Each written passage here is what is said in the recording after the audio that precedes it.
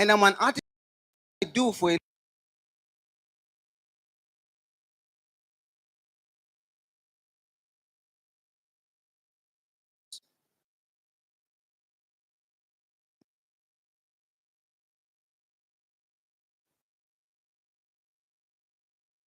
when people start talking about it, it causes you pain. What is that thing that you are not comfortable to open up with people? Can just live with you is the truth or the realization that the pain that you experience at one point, or the shame that you might have. I was bullied because of my big head and my big nose. Do they bully you because of your body, of your height? And are you able to be assertive and be able to create systems around when people talk about you, which doesn't make you feel comfortable? Are you able to open? I believe if I'm able to stand here with regard to a space where I would say I was born in 2013, because that is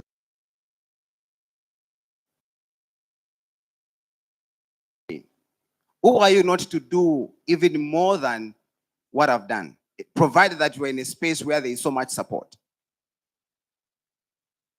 It's either we've got an excuse or we subscribe to excellence.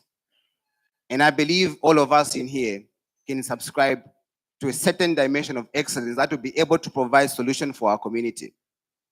We're from Namibia, Tanzania, we're from Kenya. What are we going to go back with? And that's why I stand here to say and remind you that problems are raw materials for creativity and innovation. I submit. My name is Coach Rapson Banda. Thank you very much.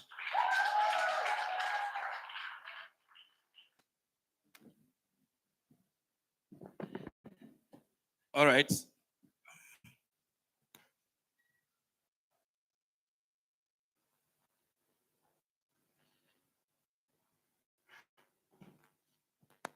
Rahi. Right. All right. So the next session we are going to have is going to be hosted by Pinch Africa. I hope you guys are good to go. The social media activation. Before they, or maybe as they deal with the technology and all the stuff they want to do, I'm encouraging you guys to visit the exhibition park. There is an exhibition where we are getting our teas. Please interact with the sessions, right? There's a certain stand there where they'll give you a little something if you visit, especially if you say I was directed by the chairperson, right? I'm not kidding. I'm serious. So it's up to you. If you're the first ones, I don't know, back to the booth and specifically mention that I was directed here by the chairperson.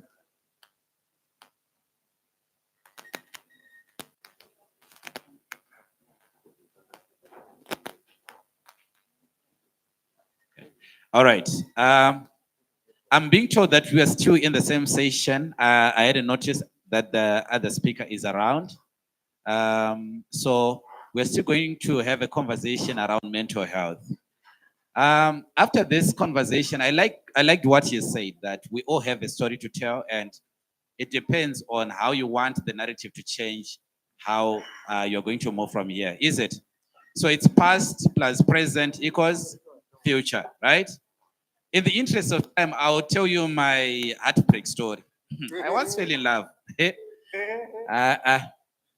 Have you ever had a heartbreak that you hold your worst whilst you're sleeping in a 2-in-1 blanket at 12 midnight?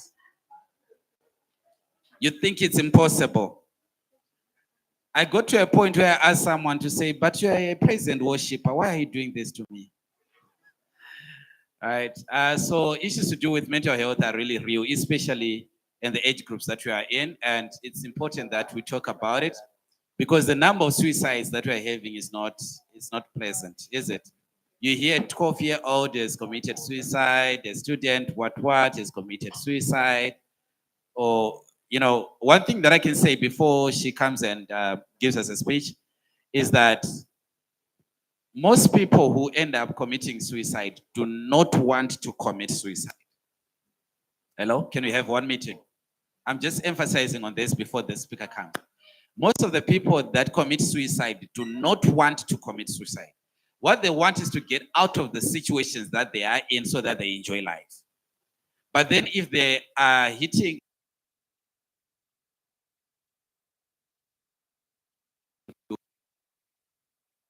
end up taking their lives. I'm sure Coach, you can agree with me on this one. I'm not as philosophical as you are, but I think that's what's happening. So we shouldn't wait up until he has to be taken to a rehabilitation.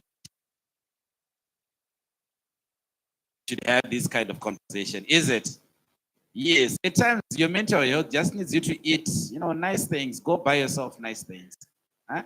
Sometimes you also need love. You guys should fall in love. That's why I'm saying network, So let's give it up for the next speaker who is going to, but in the interest of time, I'm just going to give a 5 minutes and then maybe 2 minutes to reflect. Is it? Is that okay with you?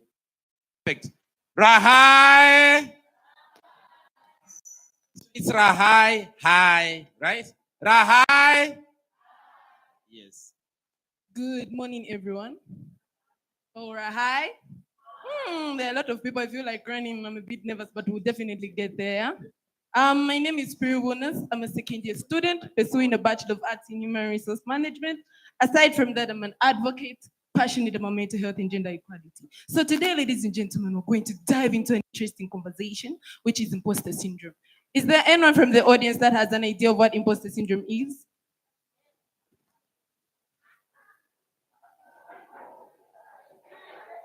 Is there anyone who knows what imposter syndrome is?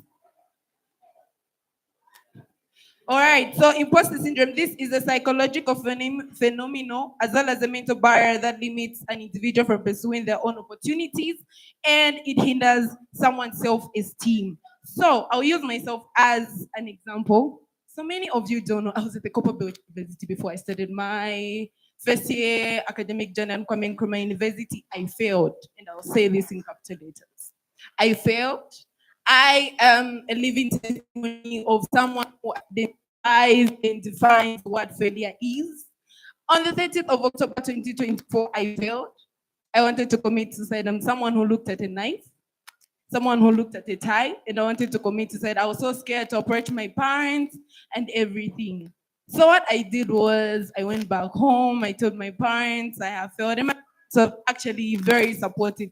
I have strict parents, and when your mother is a teacher, I don't know if there is anyone who has a parent, a teacher, how strict they are. So I talked to my parents. They're very supportive and everything.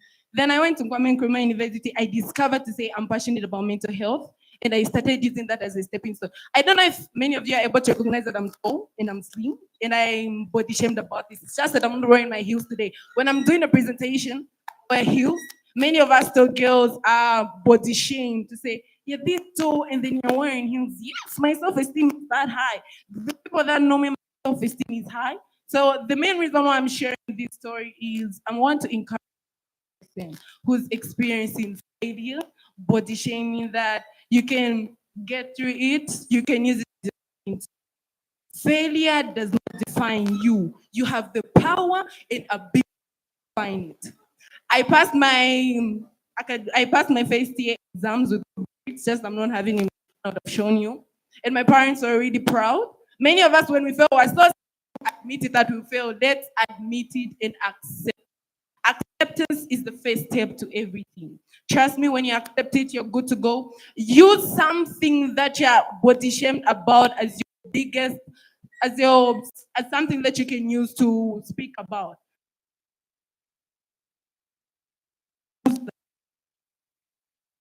Today, if there's something that you really need to use out as you step, use something that they body shame about. It might be your skin color.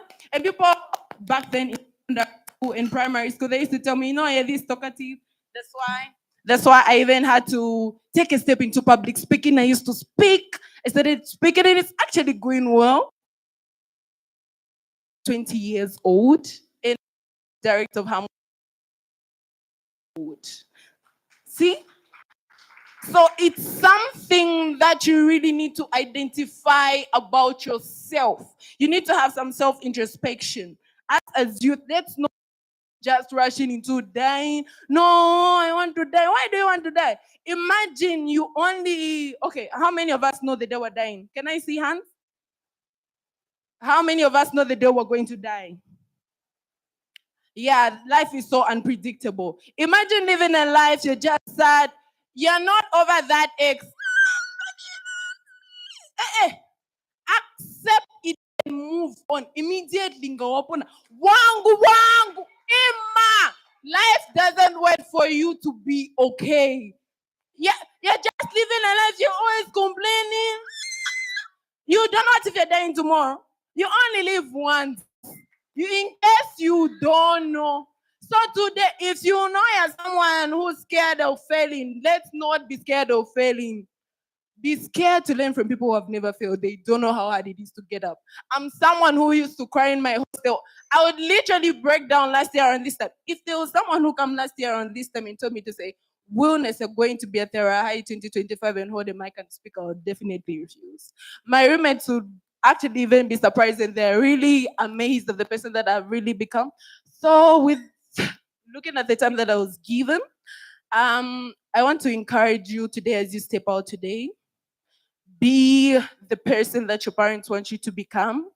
Look at yourself in the mirror. It gets better with time. My name is Pri Wonas. I'm a second year student pursuing a Bachelor of Arts in Human Resource Management. Thank you, ladies and gentlemen. Thank you so much, Honest. How many have been touched by that story? How many of us have failed before? How many of us have felt like they are not good enough? How many of us have felt like you're not beautiful, you don't deserve to be happy?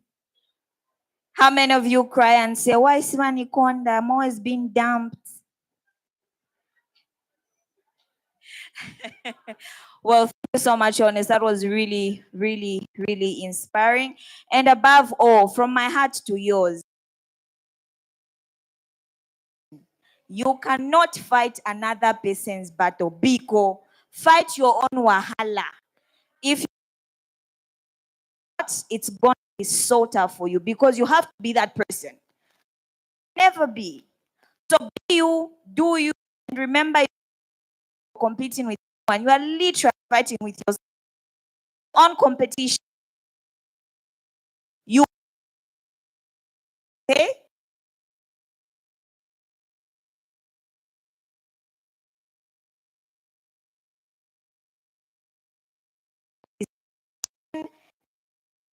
Be under the topic of discussion and entrepreneurship opportunities for young people.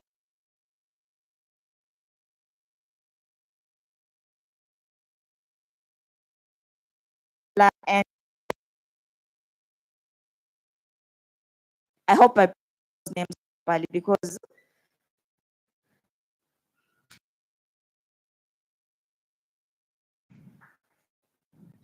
righty.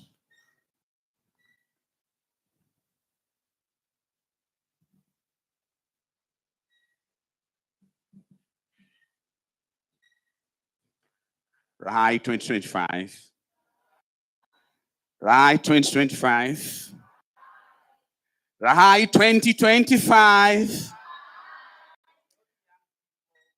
Healthy young people. Healthy young people. My name is Danny Rongo from AMLEF. I am co-moderating this session with My name is Beryl Anyango. We are very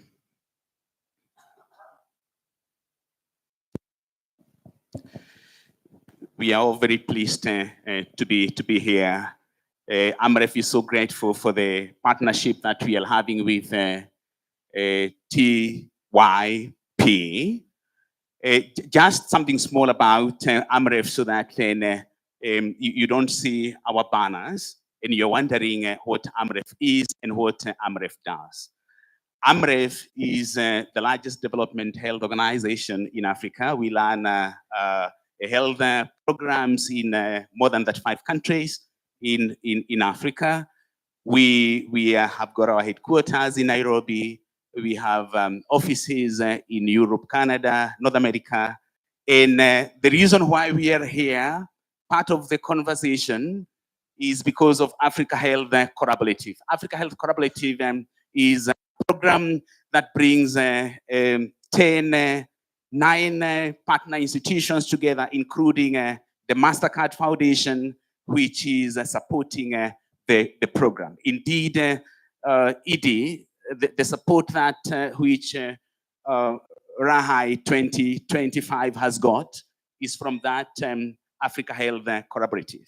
Africa Health Collaborative program, among the other things which it does as expected outcomes for the 3 countries where the implementation is happening, Kenya, Zambia, and Senegal, is that we are supposed to create 100,000 jobs by the year 2027. Please clap for that.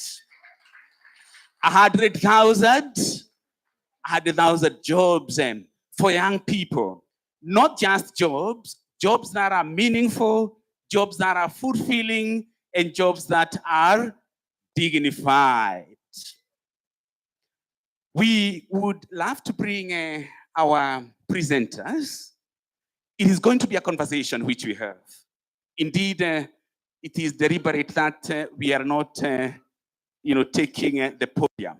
So all the young people who are part of the program that we are running at whatever level who we have picked for this conversation, please come here. Senegal, Zambia. It's a team of experts we have on board, entrepreneurs who've got very much innovation. We have mentors, we have coaches. So it's going to be a very So what we would love them to do is to quickly, in 30 seconds, tell us who they are and what they do and why this conversation. Thank you, Prof. Everyone, my name is Serene Bob. I am a medical laboratory scientist and a public health expert.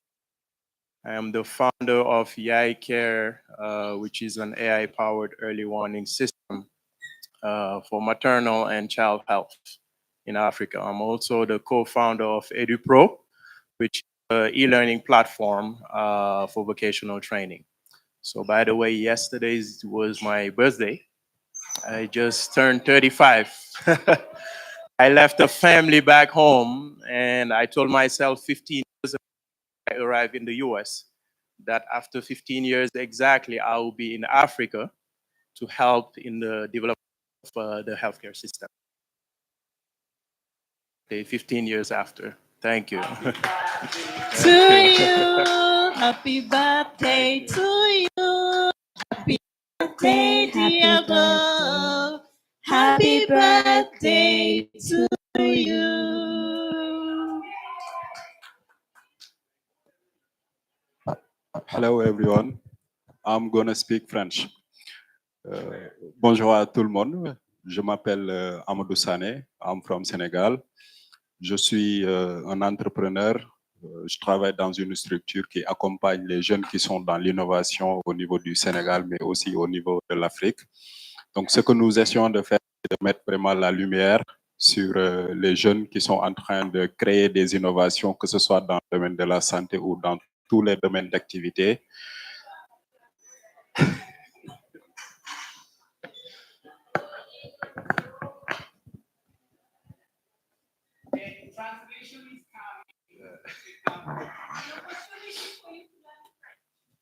Exactly. Alors, je disais que, OK. Alors, je suis Amadou Sané. My name is Amadou Sané. Je suis un entrepreneur. I am an entrepreneur. Je travaille dans une structure I work for an enterprise qui accompagne les jeunes, which help young qui crée des innovations dans le domaine de la santé ou dans tout autre domaine de l'activité humaine.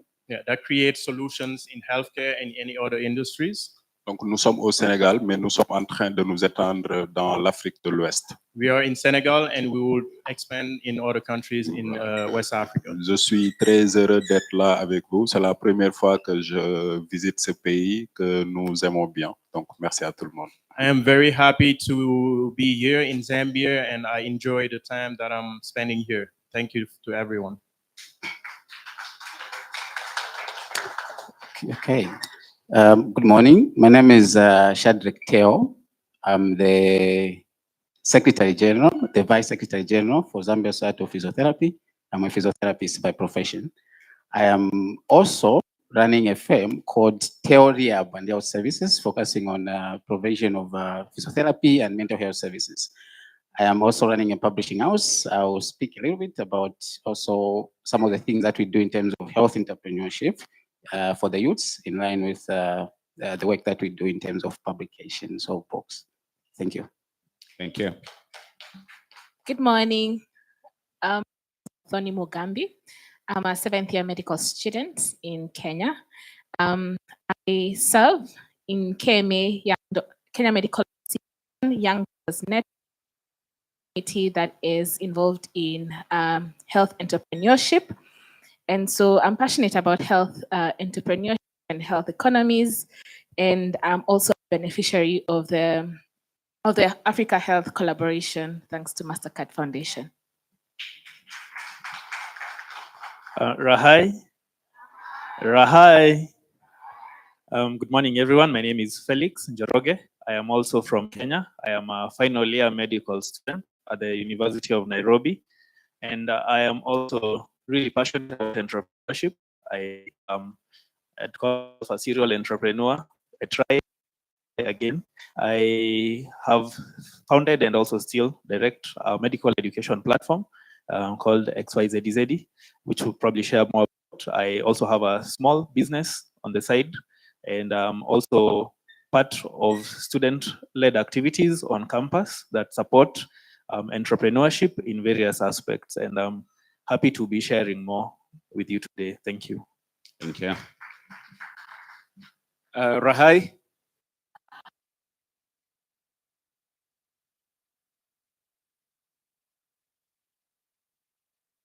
I also serve as the president for the Medical Students Associations of Kenya, which is the in charge of all the medical students in Kenya. I also serve as a trainer in the International Federation of Medical Students Association, which is a body under the United Nations that's enveloping 1.5 million medical students worldwide. I also serve as a medical education lead in the Young Doctors Network, as well as I also run a small business, and I'm a product of mentorship. I'm grateful. Thank you. Rahi. Rahi. I am Dr. Liz Gitao Maina. I am a medical doctor. I work in health systems. I am the current acting Secretary General of Kenya Medical as the Doctors Association. I do a lot of work in policy advocacy. Currently running outpatient facility, a network called AFIA. You can Google.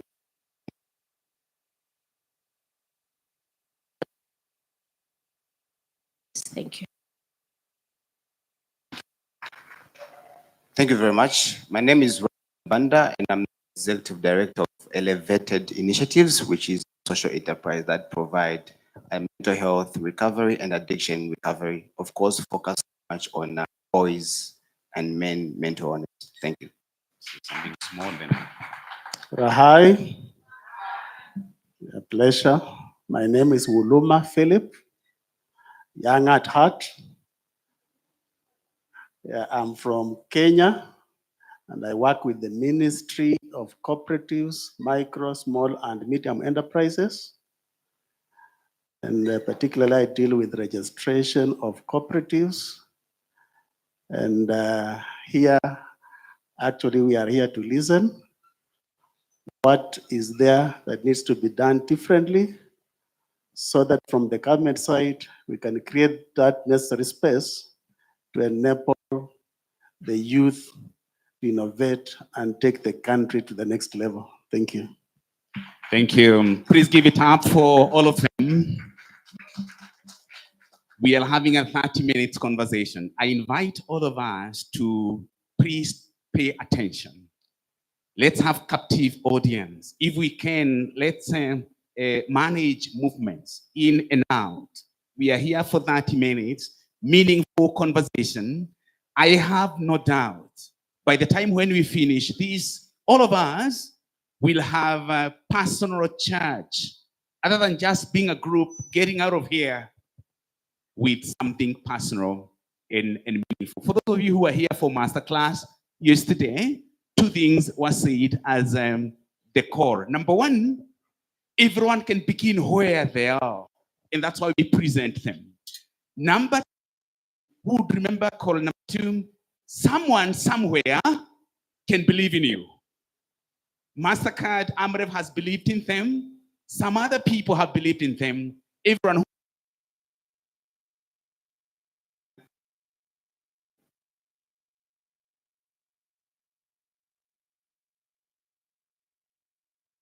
lest they get tired before their time comes to speak to us.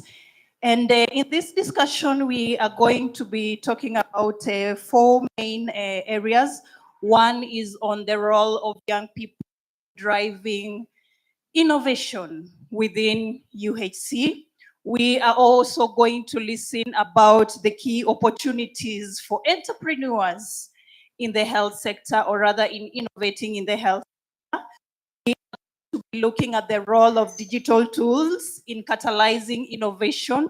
You remember a few speakers before have told us how much they've been able to use their digital platforms to catalyze or rather scale their businesses. So we're gonna look into that as well.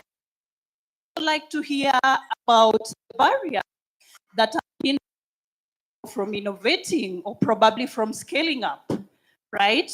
So on to our first item. I'd like to call upon Shadrach. Shadrach, please come share with us your experience as a young person, how you've been able to thrive in this area, and what you've been able to do, and also what is just your experience working with the young people. Thank you so much. I'd like to begin with my personal experience, just to stir up your minds. There was a day I was at Zanaco Bank. I was withdrawing some money. So I met one of my former, who is a physiotherapist.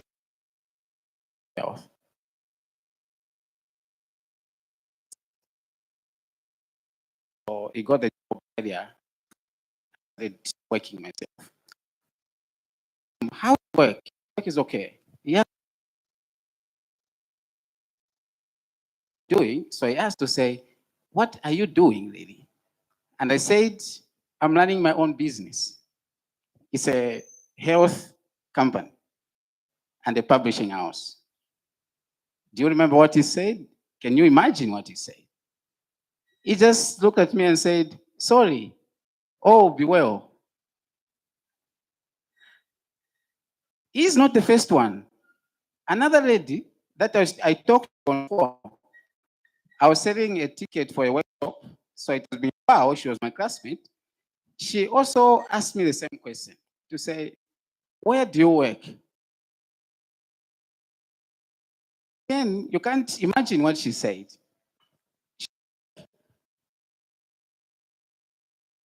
Work. Work. I realized one thing, which is a problem with us as young people. When we hear someone saying, I'm a businessman, I'm a businesswoman, what people hear is that I am jobless. So they feel sorry for you. And I realized that this person is feeling sorry for me, but I'm comfortable. I'm not sorry for myself, and I'm making what I want.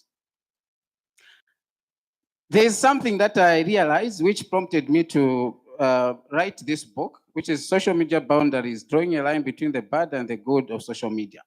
Here is a problem with the young people. A lot of us young people are on social media for wrong reasons. We're not using it for good. Okay?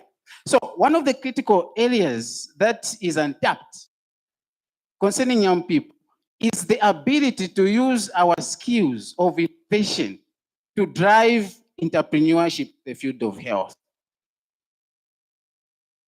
So critical. If you look at innovation, you realize there's a gap, even when you talk about rural healthcare.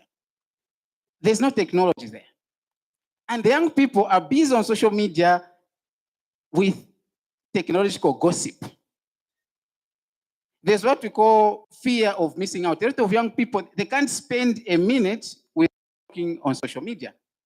So the role of young people is that, number one, we need to realize capacity as young people. We are better positioned as young people to be able to drive innovations in the field of health or whatever field that we can be able to tap in. The other thing also is that young people, just like the two illustrations I shared with you, young people think that they should always be employees.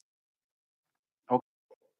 Personally, I believe that a lot of us be able to be us, so that we can employ our friends and help the government actually to create that environment that is much needed. So with that, thank you. I hand over to the moderator.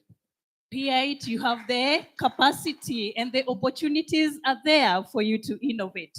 So we're also going to hear about what Senegal is doing around the same, and I'd like to invite Amadou to sing.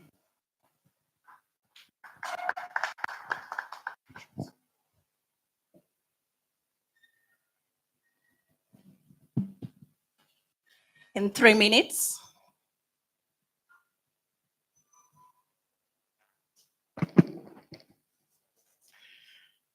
Rebonjour à tout le monde. Good morning to everyone again. Alors, c'est très intéressant d'avoir cette thématique de discussion aujourd'hui. It's very interesting to have this theme of discussion today.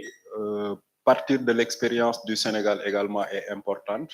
And going from the experience of Senegal is very important as well. Mais je voudrais qu'on ait un regard beaucoup plus gros sur toute l'Afrique de manière générale.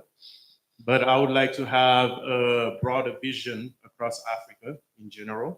Parce qu'aujourd'hui, les problèmes que nous avons dans le domaine de la santé sont pratiquement unanimes dans tout le continent africain. Yes, all the problems that we have in healthcare system are unanimous across Africa. Alors, pour revenir sur le contexte de la question, to come back to the context of the question, il faut que les jeunes comprennent déjà que la santé est un domaine où on peut se lancer dans l'entrepreneuriat.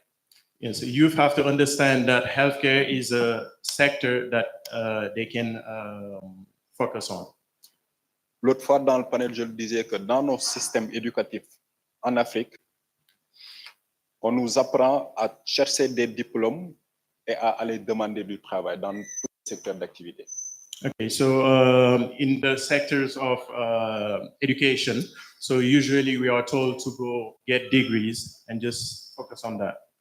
Donc, si les jeunes comprennent que la santé est un domaine où on peut se lancer dans l'entrepreneuriat, surtout avec la technologie, ça peut être une aubaine pour eux. So you have to understand that domain of the sector of healthcare is something that they can focus on, especially on entrepreneurship. Voilà, et quand on parle d'innovation aussi, il ne faut pas juste qu'on se limite sur la technologie ou sur le numérique. When we talk about innovation, we cannot only focus on technology and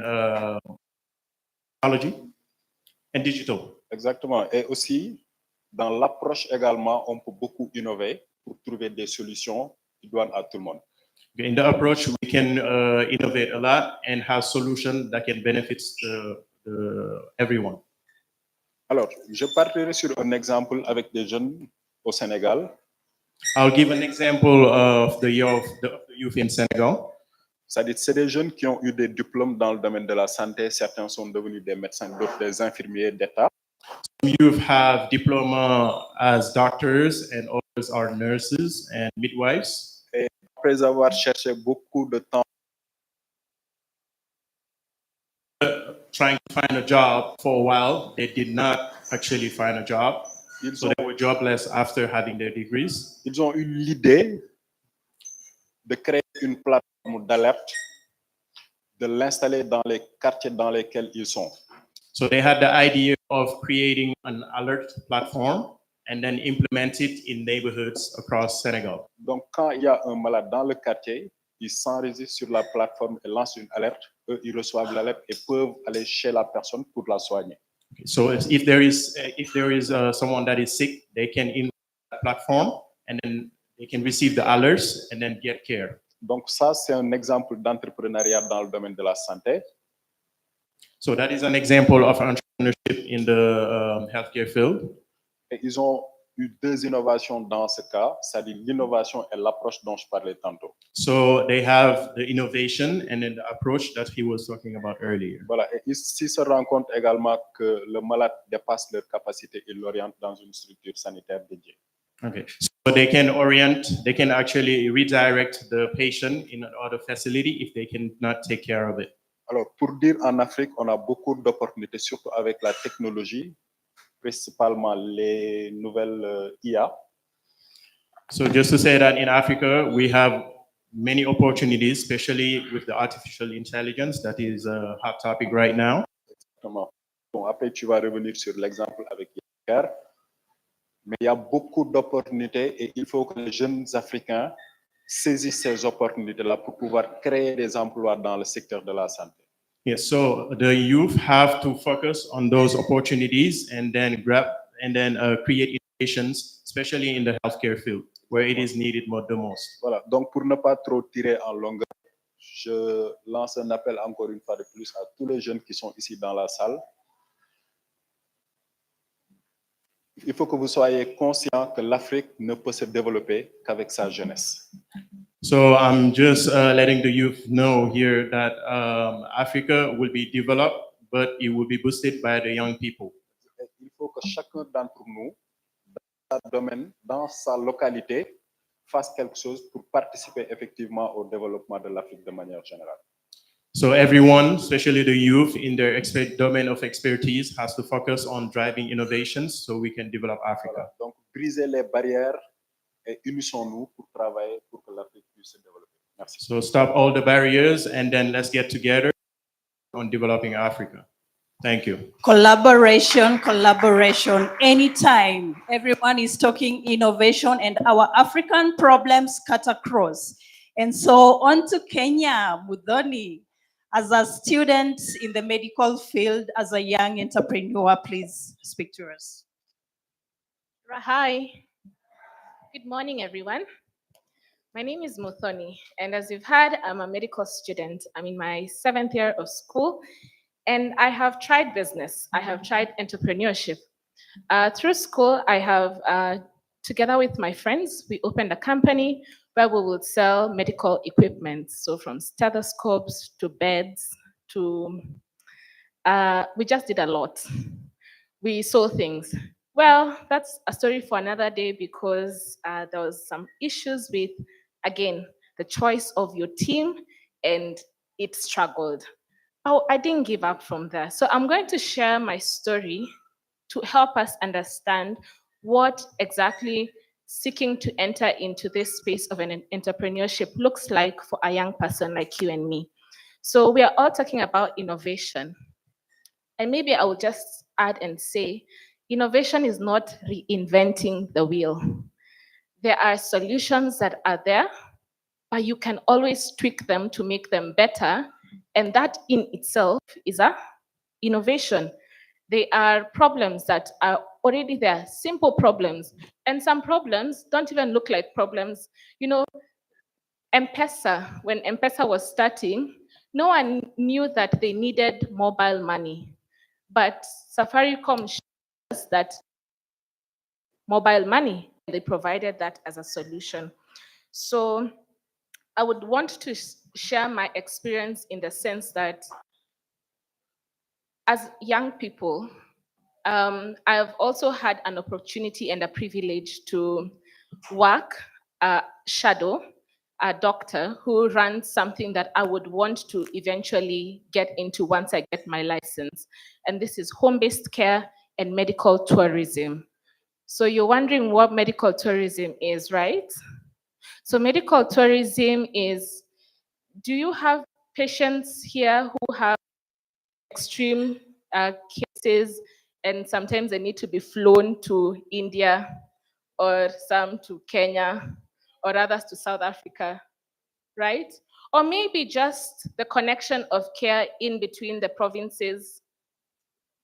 Do you have that? So who helps facilitate that?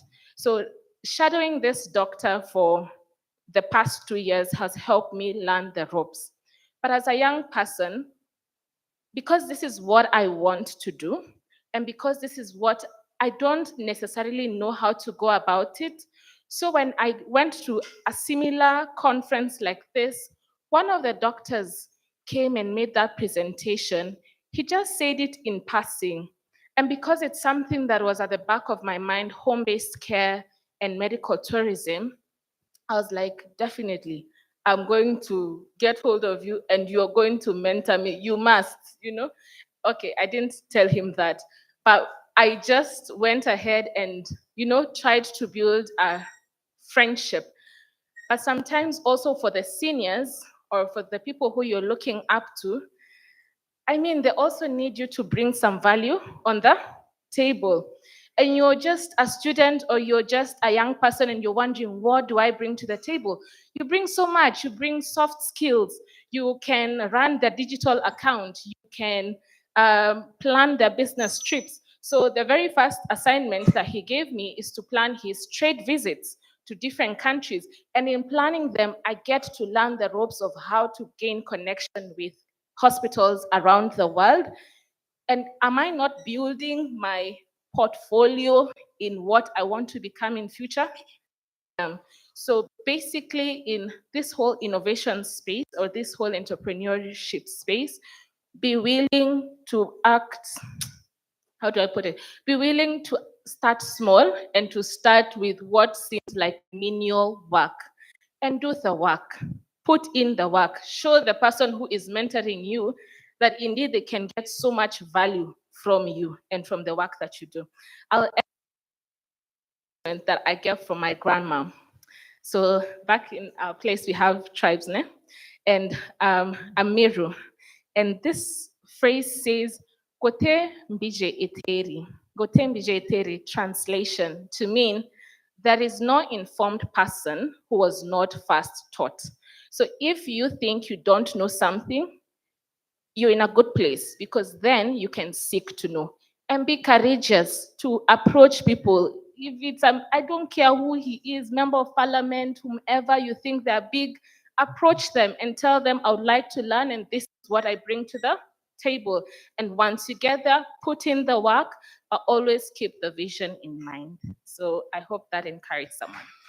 Thank you so much, Ori. And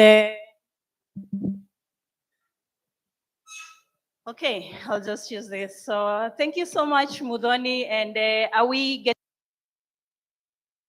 hearing from our young people? Are they inspiring? Does it feel like there's something you can pick and do from the same? Yeah, so I'd like at this point to invite one person who's worked so much with the youth in the health space. She's a mentor, a coach, an entrepreneur, and she does so much with the youth. And we'd like her to tell us about how her experience has been working with the youth and the opportunities that she sees in the health space for youths to innovate. Karibu sana, Dr. Mudani.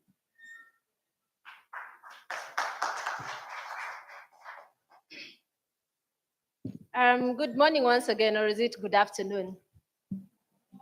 I think this is an easy thing that you can speak all day. If all of us in this room were to be given this podium, you would have things to speak about because opportunities for an entrepreneur can exist, what you know today, and there are things which will come up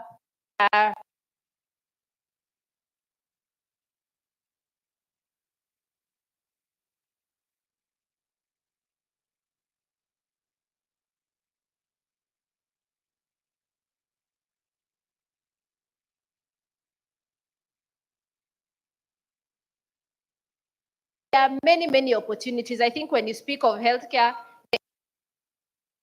is offering service, whether it's home-based, whether it's opening a facility, whether it's opening a hospital. Those are the kind of innovative things that people think about. But these days, there are so many support services that support the health sector. There are people who offer laundry services. There are people who offer training. I've heard of an education platform here.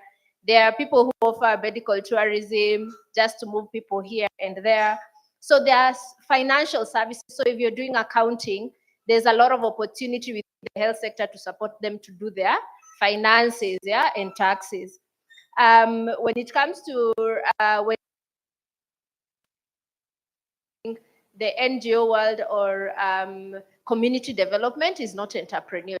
It's what we call social entrepreneurship. Entrepreneurship with an impact. So those are some of the opportunities. If your work is to work with communities, how do you merge your interest in an entrepreneurial activity for you to create value both for the community but also for yourself, because your idea needs sustainability. So entrepreneurship is not just about getting money for yourself, but also creating value. There's a lot of opportunities also in a lot of digital platforms have, even our young doctors are actually earning from TikTok, from Facebook, just by telling their health stories, explaining to people what malaria is, how about HIV, using very interesting things. So those are some of the things in digital. For digital platforms, everyone has an idea, whether it is whether it is the warning signs for maternal health. So there are so many things. If you're interested in tech, it's an opportunity. But for every activity or every opportunity that you're doing right now, because of where the world is going, you have to digitize this. Either your visibility has to be digitized, your marketing has to be digitized. So I could go on and on regarding the opportunities that are there in healthcare. But I think in summary, that whatever idea that you have is just to figure out, how do I make somebody else want to pay for it? How do I entice them to see value and pay for it? Beryl? So we have had, there is so much opportunities. It is just us as youth to look and tap into the right places. And what I'm picking from what Doc has said is, as young people, we should not only be beneficiaries of these innovations, but we should ensure that we are the builders, because we are the future of tomorrow. If we don't build systems, how we expect to sustain the system when we grow up tomorrow? So it starts with us. Let us be the builders, because we are the ones that are going to determine the change that we want to see tomorrow in every aspect of development in this continent. So next, I'd like to invite Bob. Bob has a very interesting story on how we can use digital tools to catalyze innovation. We've all talked about how you can use your LinkedIn accounts, how you can utilize your social media. I mean, everyone has a smartphone, everyone has to a computer in one way or the other. So how then do we ensure we make good use of these tools that we have at hand to catalyze innovation? In 3 minutes. Thank you, everyone, again. Happy to be here. So I am the founder of YiCare, as I said, which is an AI-powered early warning system for maternal and child health. And a lot of people ask me why a man is focusing on maternal and child health. But that's where the problem is. Women and children are more vulnerable to actually healthcare problems. That is known. So I'll give a story. Actually, this actually happened in Senegal. This was recently. A woman came to the emergency room. She was pregnant. because the hospital was full. So she delivered in front of the hospital and her baby died, unfortunately. So this happened a few days ago, just a few weeks ago. I think that's a couple of weeks ago, at the beginning of this month. So this is an issue. So I believe that if we have, that hospital had a system, a digital system, where they have medical record of patients, all that information, they would be able to see the capacity of the hospital and how actually they can admit that patient and take care of her. So with the AI Care innovation, which is a digital tool, digital system, they could enroll that patient, have her medical record number, and the nurses, the doctors, or the community health workers will remind her her prenatal and antenatal visits so she knows exactly when she's supposed to come and they have a follow-up. So if she had any complications that arise, they could detect it early and then refer her to the nearest hospital. So these type of issues don't happen. So it's just that to say, save lives. And it's not only limited to creating a solution, really training the people to use those solutions. As youth, we can create solutions. Sustain. How do you to use that solution appropriately? That's why education is good as well, and it's very, very important. That's the reason why I create Pro, so we can train healthcare personnel so they know exactly how to communicate with patients, how to use digital tools, and they have certifications as well, because it's not limited to train them, because technology is advancing. We're just talking about AI now, where the Western people are talking about, we're talking about AI years ago. So it is very important with the technologies that is advancing very fast. So that's one of the reasons why technology is very important and innovation is very important as well. But along with the education that is also go parts with it, so they can stay up to date with whatever the world is experiencing and having solutions to that. Thank you so much. Very inspiring, very innovative, very creative. We have problems just around us. Just do that we really have these problems. So let us look in the right places and let us ensure in there in the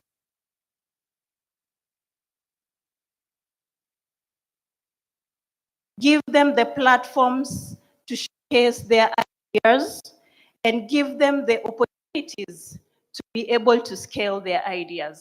So at this point, I have two gentlemen whom we first met, their stories were quite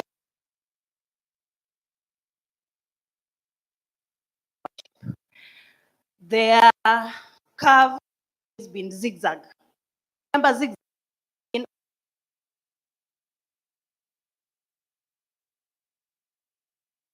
They're down. They come down. So every day it's a life. And I welcome you to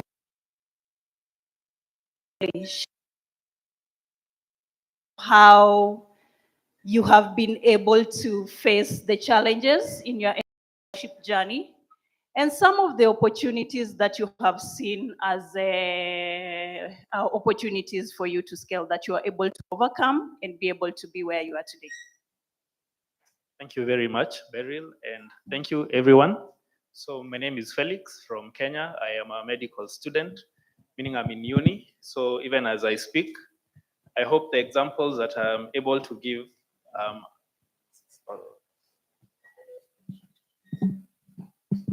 yes, I hope the examples that I'm able to give are somewhat relatable. I know majority of us are maybe in uni or just out of uni. So I've been asked to talk about barriers, but I'll try and present them as opportunities from my own experience, since that's the only thing I can share, since that's what has taught me what I know up until this point. So a big barrier, of course, is usually funding. It costs money to make money, and entrepreneurship, of course, for majority of people, as much as you want to solve a problem, you want to make money out of it.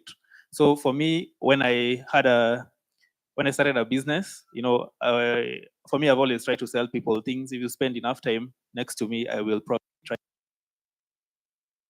When I got into uni, printed materials in class for our notes and all. So I just started with the few coins that I could save from my pocket money, a few other things that I had been doing. And at first it was really nice, but everything kind of went south when I decided to open a physical shop. And that's a barrier, of course, because you need to, of course, for you to grow a proper business, you need to legitimize it, you need to register it, you need to, start being in line with the government regulations. And that comes with costs, it comes with challenges. Of course, for me, even as a student, it was quite challenging because I employed somebody, I started paying rent, I started paying for electricity, I started paying bills, and you realize it's quite a challenge. But I think you can always somewhat start with what you have, and sometimes be a bit careful with expanding too early. But again, for me, luckily, I just decided to ask my parents for a bit of support, and they were willing in that. And another challenge that I'd like to talk about in terms of youth face is the lack of platform, lack of opportunity.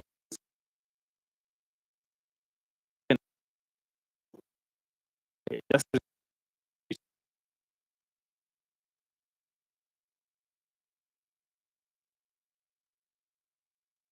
that we saw it as an opportunity to create. They are able for students launched an art gallery on campus, launched a podcast, launched a band, and so the nice things that some have actually ended up making careers and money out of those things, because we'd always complain, why doesn't the university doesn't it do this for? So we just ourselves. And I think, as Professor said, you can always do what you can where you are. I'll end at that point the opportunity to. Thank you so much, Felix. In the essence of time, our moderators are telling me we are past time. Entrepreneurship is quite a very interesting space and a very interesting topic. How I wish we had more time. But since we don't, our colleagues are still in the room with us. Please, if there's anything that you'd like to have them address, just see them. Please feel free. Part of the agenda for this Rahi was to network, right? And learn, okay? So please ensure I wish we could have them all speak, but in the essence of time, the program has to move on. So in case of anything, just reach out to them. However, we'd like to take, if there is, 3 questions only, 1 from each row, and then we can give it back to 1 from each row. So the faster you raise up your hand, the faster you get the mic. Apologies, she did first.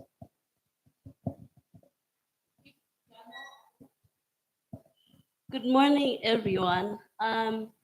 Once again, my name is Kushinga Madzima and I'm from Zimbabwe. So before I start with my question, I would like to appreciate AMREF and White and TYP for bringing us together to get the opportunity to hear what other countries are doing in their own nation as to drive empowerment in the space of entrepreneurship. So my question goes like this.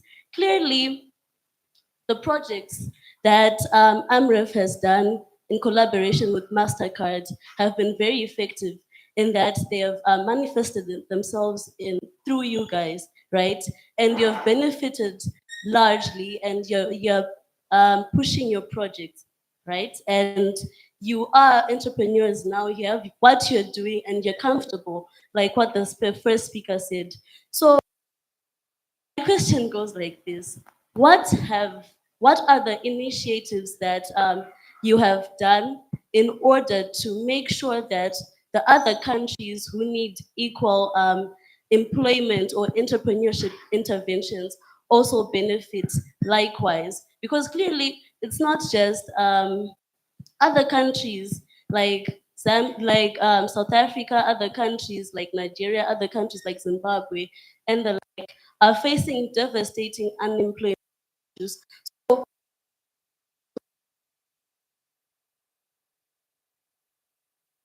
So that the youth in those countries can benefit as well as you have. Thank you. And make Just your to questions clarify, precise. is your question to AMREF or to the entrepreneurs? Thank you. To the entrepreneurs and AMREF. Thank you so much. Any question from this line? From this? Thank you so much. And please make the question Then precise. you can give your question now that the 2 rows are free. Thank you. Hi, my name is Simpiwe from South Africa. So my question goes to the doctor from Kenya.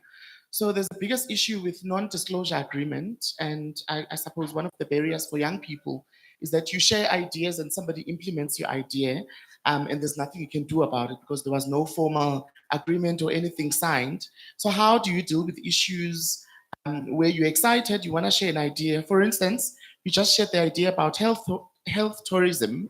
It's something that I'm hearing for the first time. I go to South Africa, I run with it, it becomes successful, and you want to claim back. So how do you deal with those situations? Thank you. Thank you so much, Doc. I hope you picked that. Patent is a very key issue. You may have an idea, but then someone steals it from you, even without your knowledge before you realize. Thank you for the opportunity. My question goes to the story given by Sir from Senegal about a lady who was pregnant and who died at the door of a hospital. Isn't there any policy framework which is constitutional in the country? Every institution, every medical institution, be private or public, because I believe there's some cases and some people who are the first priority, and such cases take a very bad precedence as a reflection of the hospital policies and the country's constitution. What happened after? Was there any measure that was taken after to correct that? Thank you. Thank you so much. Allow me to close on the questions in the essence of time. So to the first question. Yes, please. To our first question, would you like to read? Okay, Prof, we can give you the opportunity. And then we'll have Dr. Liz respond to the second question and then Bob on the third. Under 1 minute each. Thank you. The question was, how does AMREF go to other places where they are presently not? Like I had said, AMREF runs programs in more than 5 countries. In this program, Africa Health Collaborative, we are implementing in 3 countries, Zambia, Senegal, and Kenya. You may not be able to do all the things that which you needed to do to change lives, but every day when you do something small, it is a contribution from where you are at. Thank you. Was that answered? Thank you so much. In case you need to get more info, you can always visit the AMREF team. We also have a booth in the exhibition area. To you, Dr. Liz. All right. I think the concern you have is a concern for many entrepreneurs, and especially the ones in the tech space, because of each time you share your idea, somebody runs with it. I think we've had a lot of legal cases, including at our own M-Pesa, where there was a legal case in terms of who actually came up with it. So my advice would be in terms of when you're sharing an idea, and you can share an idea without sharing the unique nature of that idea in terms of the exact how, because there's a DNA of your idea. Because an idea, everyone can have the same idea. Just because you've thought an idea, somebody else did not, but there's something unique with, and that is what, when you're sharing, you should, especially in such conferences, you share broadly. However, when you want like a funder, that is where now you need legal, yeah? You need legal one to support you if you need to patent your idea, if you need trademark, etc. and copyright for your idea, and also to draft for you NDAs in terms of, should you implement this idea, what do I do with it? So that would be my advice to you, because as much as possible, I think people take advantage, whether it is in the workspace or whether it's in entrepreneurship. People in a position of power would want to take advantage of your ideas, but you should not shy from sharing them, but share them with a bit of wisdom. Thank you. Thank you so much. And on to our last response, Bob. Oh, that's it. Yeah, thank you for the question regarding the issue that happened in Senegal. Actually, I know the government is working on fixing that, but it comes back to the training that I was mentioning. So that's not actually the lady that died, but the baby that died. And this is unacceptable because she was not supposed to be rejected. She was at a later stage of her pregnancy. There is actually a law. I just want to give, I don't want to compare, but sometimes I want to give example because I have been in the US for the past 15 years and work in different hospital systems. There is a law called EMTALA. So any patient that comes to a hospital, you're not supposed to reject them. No matter what, if they don't have money or anything, you're supposed to take care of them, no matter what. So I know the government is working towards, implementing something similar, but my role is also to discuss with the government, as I am a public health expert, so we can come up with solutions like that. But the digital innovation is one of the solutions to that as well, and training, because the nurse, the personnel was not supposed to actually reject that patient. I hope I answer your question. Thank you. Thank you so much. So if we want to see the change in policy, it starts with us. We need to advocate for the change that we want. So at this point, I would like to first begin by apologizing sincerely to our speakers who could not speak during the session. We really apologize. It is only because of time that we are not able to bring all of you on board. And to the audience, thank you so much for listening in. Thank you for your patience. I hope we all enjoyed the session. And now I hand it back over to our moderators of the day, but then a round of applause to our speakers. They did a good job.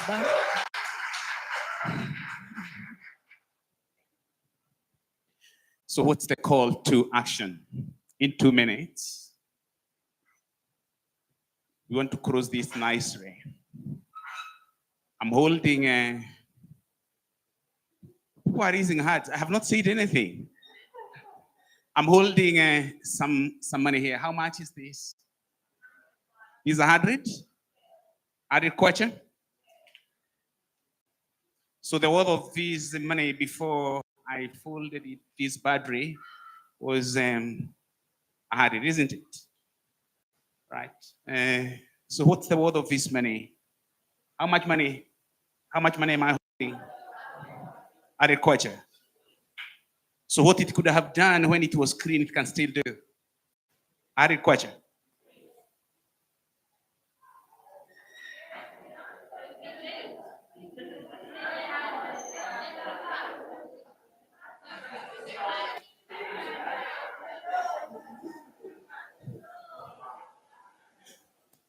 How much money is this?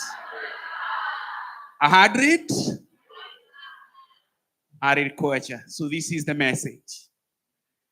We got people lined up here, all of them in medical school.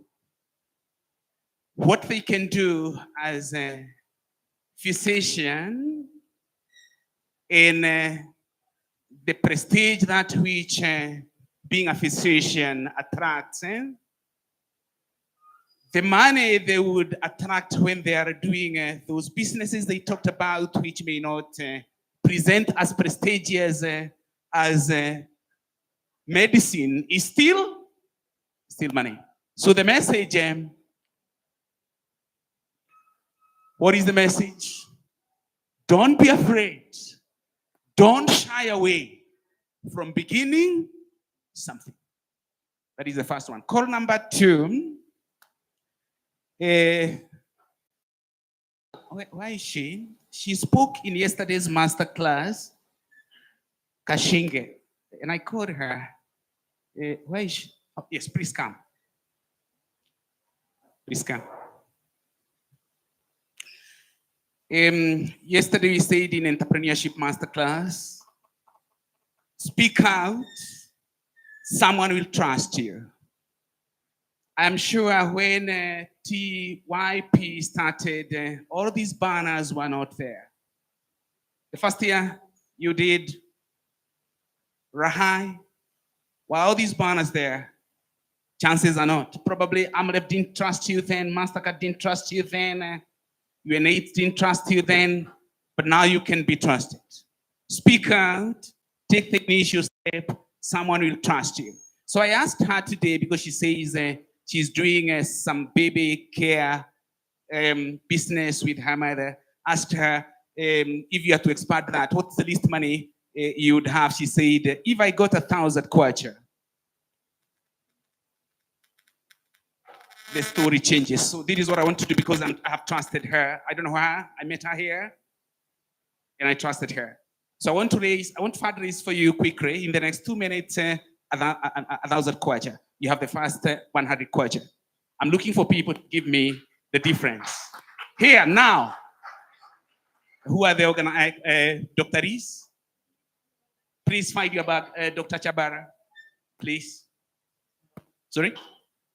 You can hold the cash. So we have the first 100 kwacha.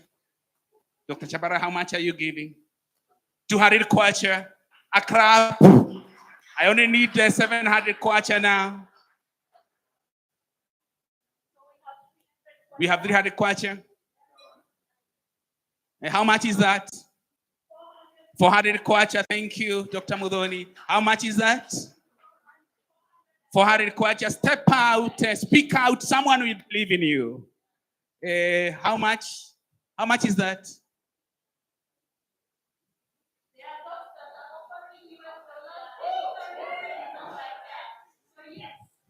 Even USD, we are receiving this in USD. 10 USD. How much dollars are those? $40. Another 100 kwacha. We are trusting her. Levy, where are you? How much kwacha? This is our senior programs manager for AMREF.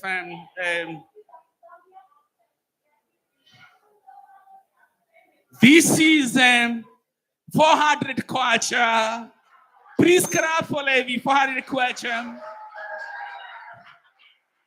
Paris, our programs manager. There's another donation from AMREF, here. 10 USD. Who else? Is there some other money? $10. $10 from here. Is coming, is already given. The message is not the money. The message is share your story. Someone will believe in you. Mariam, 200 kwacha. Thank you. All the way from Senegal. Any other money? So I need someone to do the sum for us to see how much. All she needed was 1,000. But the story is not 1,000. The story is she speaks out. I was here in yesterday's masterclass and she spoke out. How much is that? How much is that? All right. As we get the tally, Fuza, is Fuza here? Fuza, come. She was my the masterclass and she moderated very well. She wrote me a text in the night. She asked for my number. I shared my number. She didn't tell me what she's doing in business, but she did a very pleasant work in modulation. Now for Vuza, AMREF holds for that Africa Health Collaborative every year an annual convening. The year 2026, we have convening coming up in Nairobi. So for what you did, stepping up, asking questions, being so successfully, you have earned yourself a ticket. Yeah. You have earned yourself a ticket to.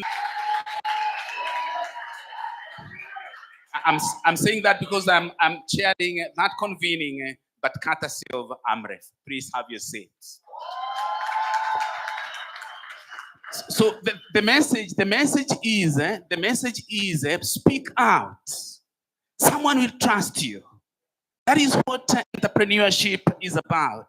You have an idea. Yesterday part of the message was the reason why the greatest barrier is failing to start, failing to speak out, failing to step forward.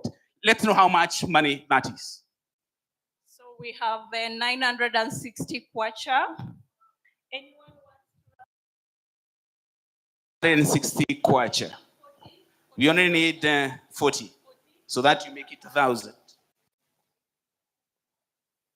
I think I'm spoiling, but it is just fine.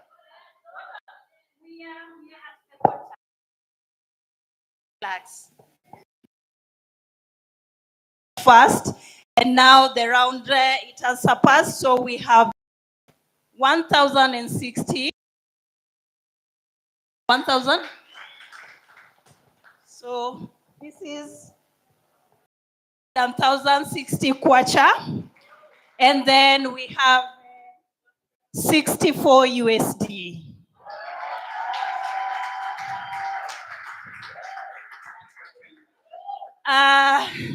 Someone help us convert the USD into kwacha.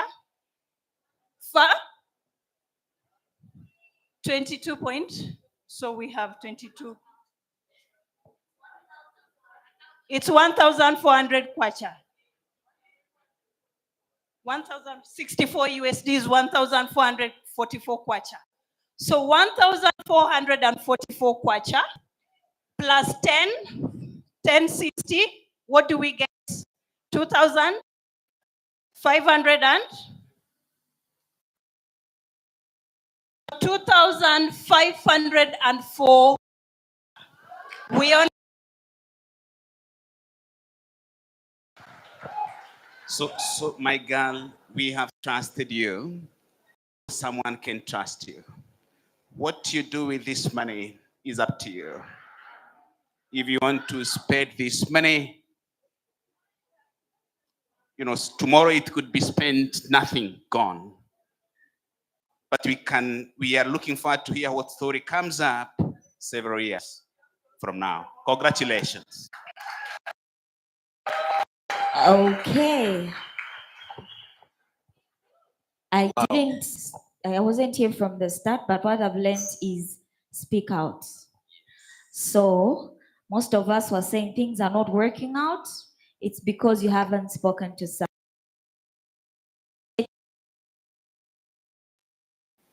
Be willing to take up the opportunity, and from it, build the you that you've always wanted to see in yourself.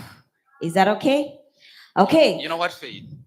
Yesterday when I attended the side event, there was a phrase that kept on coming in that side event. I think I mentioned it earlier before, where they were saying someone is there to trust you. It kept on coming. Someone is there to trust you.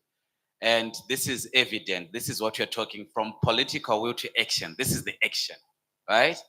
But I would want to, I think it's so fair to just hear what she has to say. Don't you think? Don't you think? We just want to hear what she feels. She had the courage to tell a story, and would Both want of just them to hear. actually. Can we give her a high, Rahi? In just a minute, we just want to know how are you feeling. Can you come through? Please give us confidence. I want both of them. Both of them. Even you can come. Favors are not just in money form, even just words and opportunities. So we would also want to hear from you. Rahi, everyone. Rahi. Rahi, everyone. Rahi. I feel blessed. I feel blessed. Blessed is the best that can explain how I feel right now. I feel blessed. I didn't apply to attend the Rahi. I was randomly selected. From my province, I only have 3 people, which is a focal point person, a fellow adolescent to escort me, and myself. From my district, I'm the only person here from Pika district. And I feel so blessed. I feel humbled.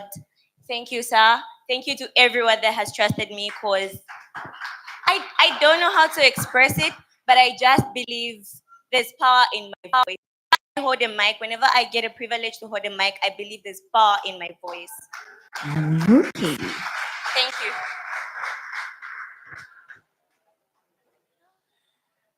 Rahi. Rahi. Ah, this one has been humbled. The voice is not coming out. It's because I've been singing. Okay, I'm going to say this as a word of encouragement in how this has worked for me until this day today.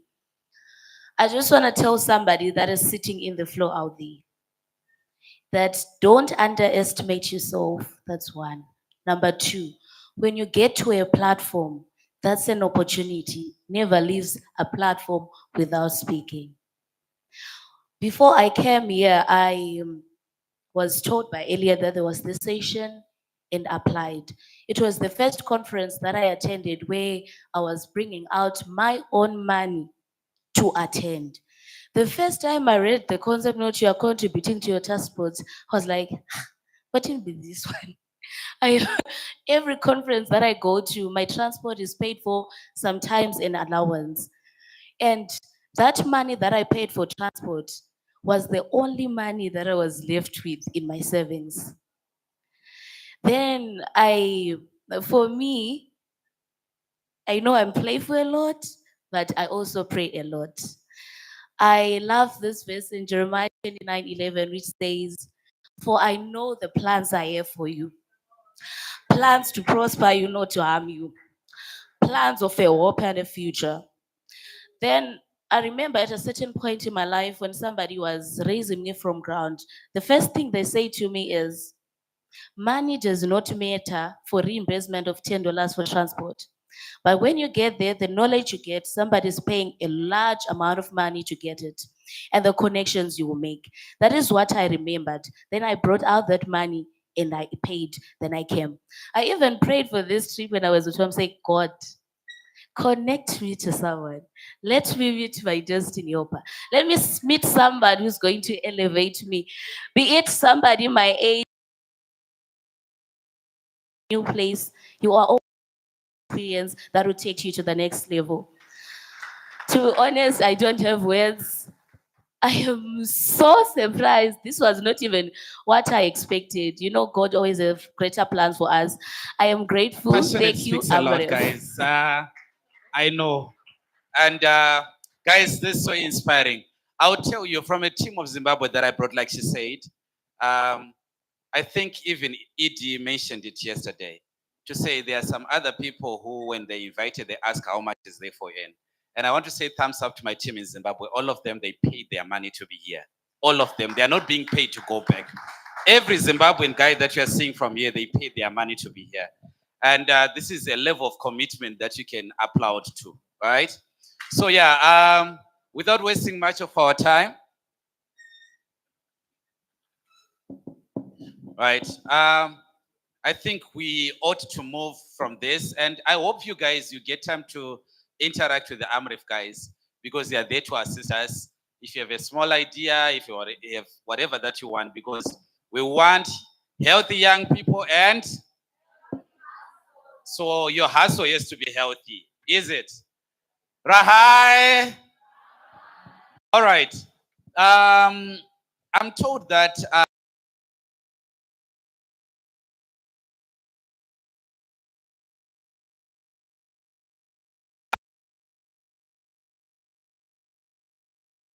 is closing. Is it closed yet? How many minutes left? 25 minutes. So you have 25 minutes to visit the TYP Facebook page and then check the link and then vote for your hero, right? Do you want to know more about the heroes? You don't know about them. Oh Lord, Faith, can you tell us about the heroes? Health Hero Awards. So basically, these are our dedicated health workers from different provinces that have outstood their call in terms of providing services to the young people and the adolescents. So every district, province, depending on which name is appearing, they are meant to vote to who they feel attended to them and they were at peace, comfortable is the word, in opening up to them. We're talking about health workers not being accommodative with. So this particular award goes to those that people felt were accommodating and they were listening to them and they served them accordingly. Basically. All right, so it's now time to visit the TYP page. If you don't know about the heroes, it means there's been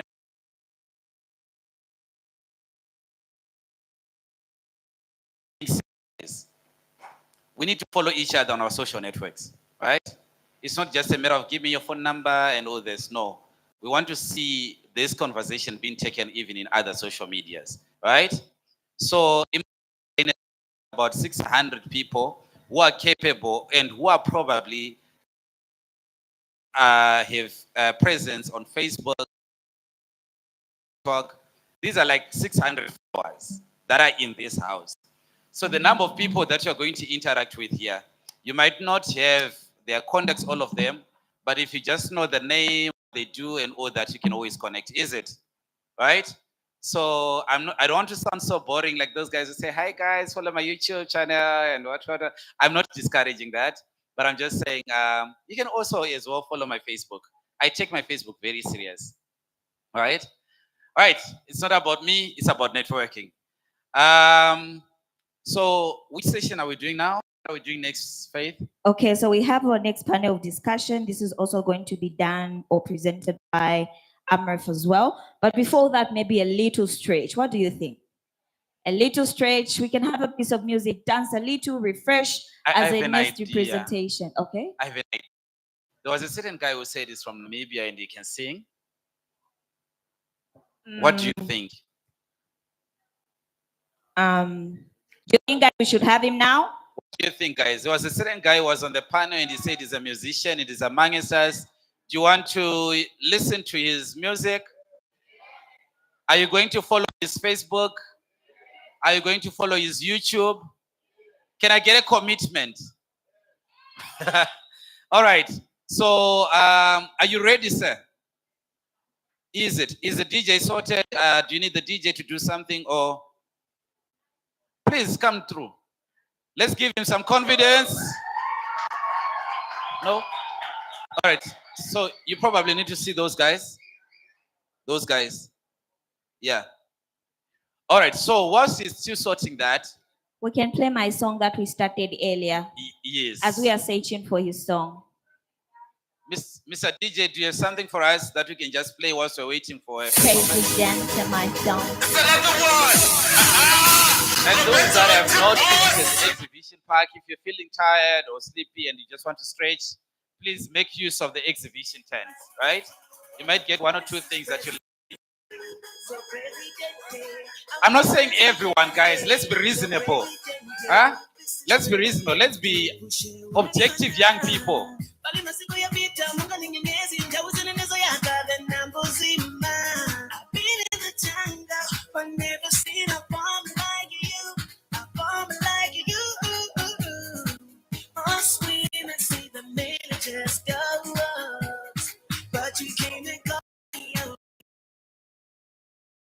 You are making, please make it in 2 minutes and get back to the.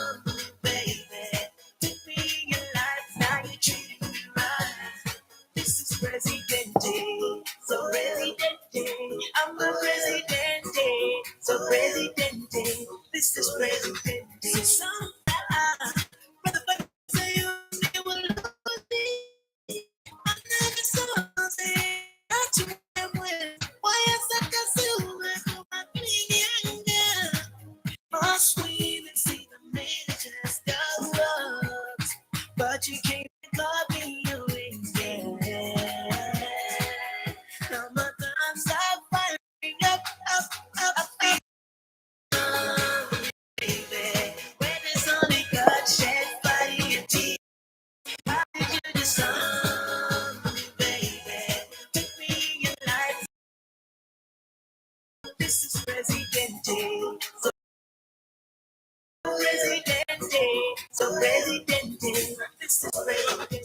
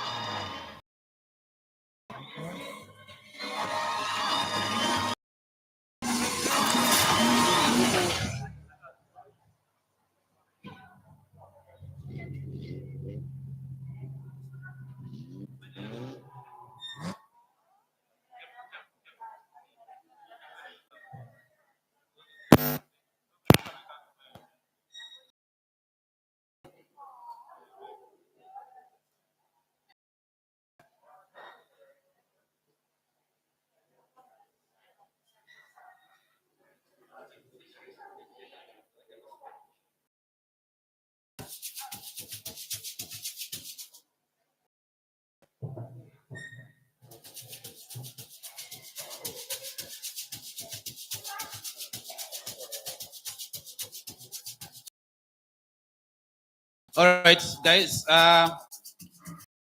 What I'm thinking is, do we have other guys who haven't grabbed their cheese or whatever it is? Do we? Can you take this time at least for the next 10 minutes? Is that okay? Hello? Those who haven't grabbed their cheese, their drink and eats, can we just take 10 minutes to do that? Time like what you are doing during tea sessions. DJ, can you put it a bit loud? DJ, sorry, can you put it down? Sorry. All right, Rahi. Here is taking their cheese and we can do our reflection. Is it? Where are my photographers? Right. What have you learned so far from the sessions that we've done? I want from day one. There are other people who have been raising their hand, not being recognized. Hello, can we have one conversation? Hello? Hello? Young people, can we have one conversation?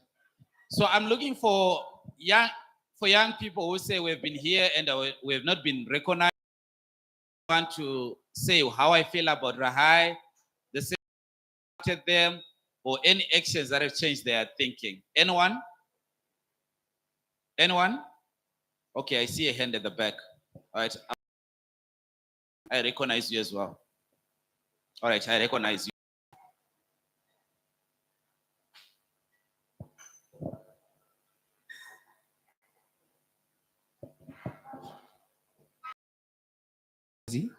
And I've been attending Rahi almost for 3 years now. I like this year's theme, the fact that it also touches the aspect of and job creation. So what the previous, let's say the session that we've had, it was the breakaway session yesterday, which was happening here. They are quite inspiring stories and also challenging at the same time, saying we cannot wait to start. But if you want to start, you have to start right now with whatever you have. Don't wait to have massive. Then Interesting. So I want to bring it to your attention that maybe it's just a simple fact you probably know. The same hot water that makes a potato very soft is the same hot water that makes an egg very hard. Hello? So the conversations we are having here someone's life is being changed and someone is just wasting their time being here. Same conversations, same speakers, but it's how you're going to take the conversations that we're having forward, is it? So let's try to get the best out of what you are doing right now. In terms of opportunities that we're talking about, someone prayed for money and fasted for days to say, God, I want money and all this, right? On his way to church, he passed through a small little wire and then went. But someone also saw that wire, just a bit and made a money clip, sold money clips, and now he's got billions of money. So the same thing that does not work for you is probably working for someone, depending on how you're seeing it, right? Hello? Right, so this is the reason why we are having this conversation. You have something to say? I will start with saying thank you. So my name is Judith Mwansa. My name is Judith Mwansa. Okay, thank you. Judith Mwansa, my name's. I want to say thank you for the organization that I'm coming from. I did apply, but I wasn't picked. But through the organization, I was recommended to be one of the youths that have attended the Rahi. And this is my first time, and honestly, I didn't really expect this energy. And with an energy that has been shared from different countries, I've learned a lot. I've networked with a few. I'm not that good with interacting with people, but looking at you guys, you've given me that environment. It's in it for sure. I've networked. And then the other thing that I've learned is upon the theme is saying about to catalyze youth employment and job creation. I'm a nurse. I graduated 4 years ago, and things have not just been to my favor, but with the classes, the ones we had after the breakouts, mostly to start with the sessions that we had on the fire chats about the entrepreneurship. I learned that it has to start with me. I have to be hungry with those 2 daughters. Thank you. Interesting. So as a moderator, I'm coming back to you. I recognize someone here. There was a hand. I'm sorry, I can't remember, but I remember. Is that you? I recognize you, so I'm coming back to you. This might be an interesting story for entrepreneurship. So my grandfather, my grandfather from my mom's side, he spent about 20, preparing tea for a big company. It was later on changed into wheel of your motor industry back in the days, right? 24 years.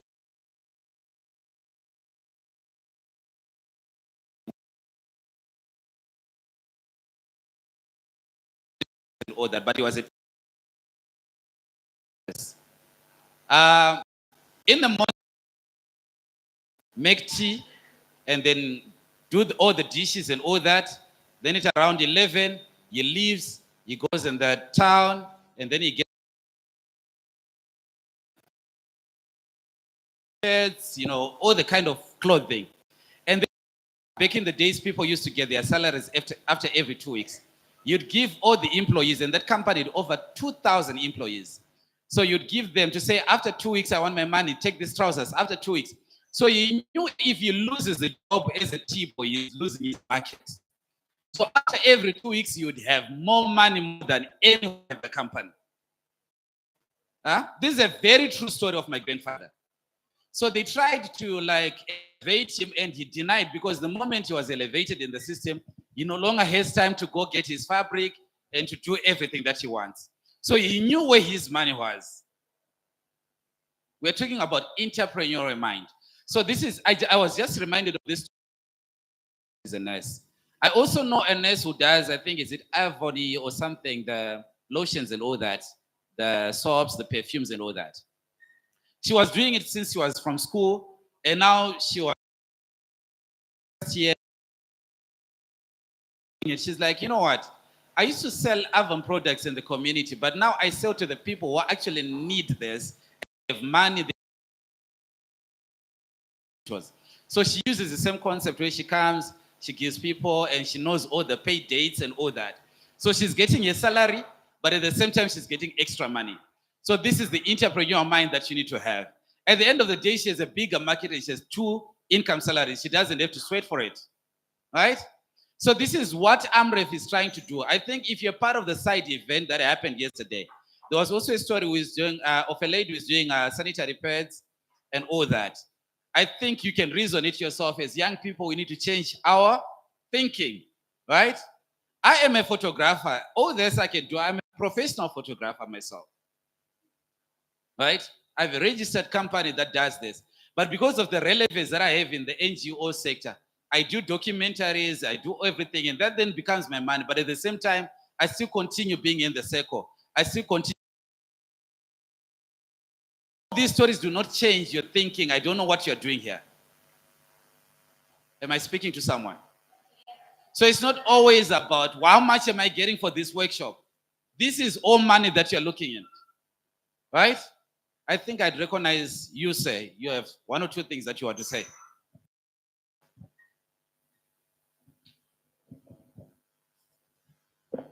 Rahi, everyone.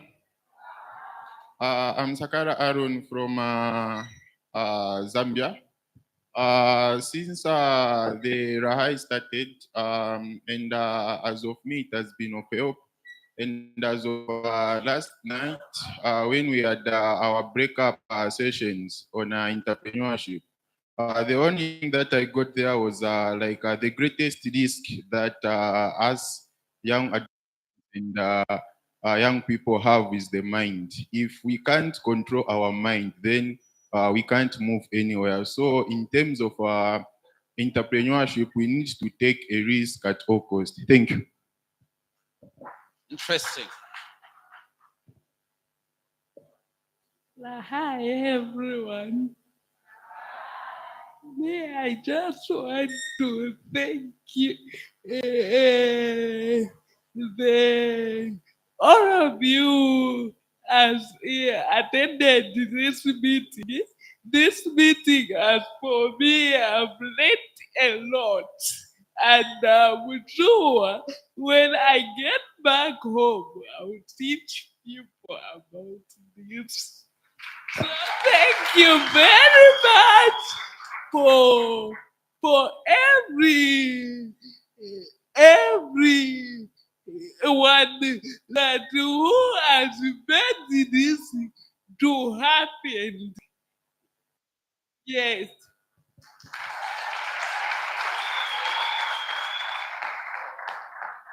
All right. I'm sure our guys from AMREF, you are listening to the conversations happening here. We really need to get to a point where we shift, right? Like a total shift of. I've told people that I'm not going to go around with my CV looking for a job. Not me. Not me. And as for me, my voice pays the invoice. Nah? Here I'm volunteering, I'm doing this. I'm not being paid to do all this. If you think I'm being paid, I'm not. Right? I'm not saying this to market myself, but I'm just saying, how many of you young people are willing to do things that gives you a global platform, that gives you the elevation that you want? As you are positioning young people, are you positioning yourself? Some of you have got unique skills. Some of you are designers in here, like good designers. Next year, no one will even come to say, hi, I have this skill, I want to design posters. But you are there, all you think is, I want to be paid first. No, it doesn't work like that. It doesn't work like that, right? Hello? I think I recognize the lady here. Rahi 2025, are you ready? Okay, so let's do it. Yes, with our energy, right? Rahi 2025, are you ready? Okay, great. As he already said on mindset change, we also need to look on agriculture when we are talking about entrepreneurship. I would give you an example.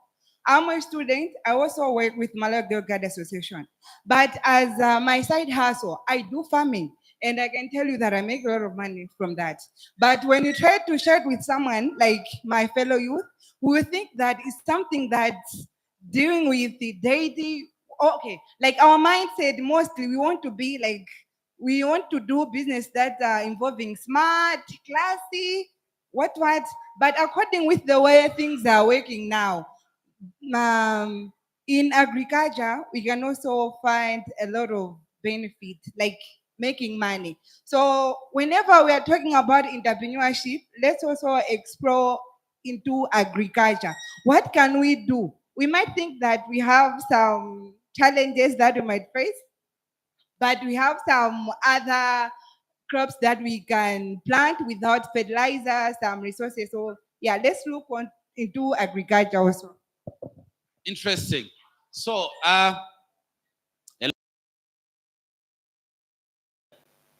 because what I'm trying to do here is to make sure that whatever the efforts that the AMREF guys are trying to achieve, I add value to what these guys are doing, right?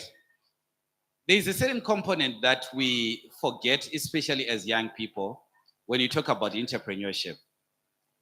Formalization of our hustles, right? Yes, it's easy to start, it's easy to do. Need to be formalized. I know the first thinking is, hey, taxes, hey, this and this and this. If that was the conversations, do you think would you have big companies like NTN even starting at the same point? Right? I'm not saying it's gonna be easy, but I'm saying it needs to be done. Right? You get to a point where I was so disappointed. I have a friend of mine in Zimbabwe, is a PA system almost close as big as this one, right? And there was a company which needed to get things done, just like how these guys were procured. I'm like, I know my guy. He's got a very good PA system and all that, right? Like, okay, bring him through. Can you send your CR7s? Can you send your this and this certificate of incorporation? He doesn't have. We ended up having a very disturbing PA system of someone with papers, right? So as we talk about starting businesses, I'm not saying you have to do it immediately as you start, but at one point or the other, you really need to formalize your business, right? Hello? It's one thing to get a salary. It's one thing to also get a contract. Huh? So how are you shifting your mind? Are you salary focused or you're contract focused? Salary is never enough. Salary, they just only give you money that will make you come back to work the following day. Huh? That's one idea. You will see it if you start your own business. They'll give you money that is just enough to take you for the next 30 days. After that, you have to come back again, right? But now, if you're a business owner, it's not going to be easy at first, but then you get time to, attend even more Rahi, or even to fund more Rahis. Because you'll be saying, my company started after I was moved with this idea, and I want Rahi to keep on going. These are the kind of things that we are looking for here. So, do we have young people or we have registered companies in here? Amref, I just want you to, guys, can you help me? Do you have young people in this house who say, I have a registered company, I have my papers in place, I'm doing ABCD? Can you see by a show of hands? 1, 2, 3, 4, 5, 6, 7, 8, 9. Others are now thinking whether they do have or not, so we'll just say 10, right? But the total number of participants this year is 700. And we only have 10 people. We have registered companies. So I don't know, Amref, if you can take this conversation further to just say it's not entrepreneurship needs formalized businesses. Next time when you come, you should be the ones offering, the ones doing t-shirts. These t-shirts, someone is paid to do the TYP t-shirts. Start a business, formalize it, right? And get these contracts. You shouldn't be sourcing from outside when you guys are here. Right now, we are all having lunch and all that. We're supplying this hotel with all the fruits and everything. We have young farmers here, right? Take advantage of this. Hello? Rahi? I'm not trying to steal the light from Amref, but I just want to amplify this conversation to think different and to think better. I think there was a hand somewhere here. You can always emphasize. There's always power in emphasis. Rahi, everyone. Rahi, everyone. My name is Nomalang and I'm from Zimbabwe. First of all, I would like to appreciate how real the conversations have been. The bluntness that we are having is shifting mindsets. And I'm sure all of us know that now we have a responsibility when we go back home. We are all peer educators, basically. We're yet to teach the rest of our peers that there is more to the allowances, there is more to the $10 and the $5. To be honest, I believe that, I hope this will not get me in trouble. I believe that America pulling out was the best thing to happen to Africans. Now we can stand up for ourselves. Now we can truly solve our problems because the money is out. First, you want to see profits. When it's your money, you're going to make sure that it comes out. All right. All right, I see a hand. Do you have an interpreter? Can you interpret for them? Yes.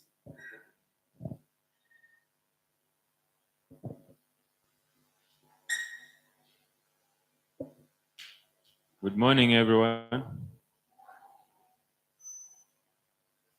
Okay, so I'm really happy to be found in this place. I'm also an entrepreneur.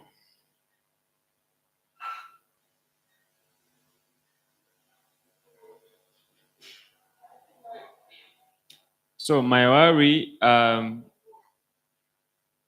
is in Zambia, like the worry that I have for us, for the youths.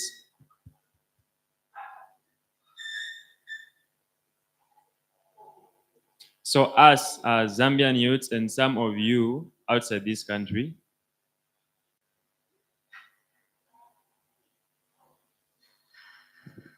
sometimes we try our best to start our own businesses to improve our lives. But the outcomes are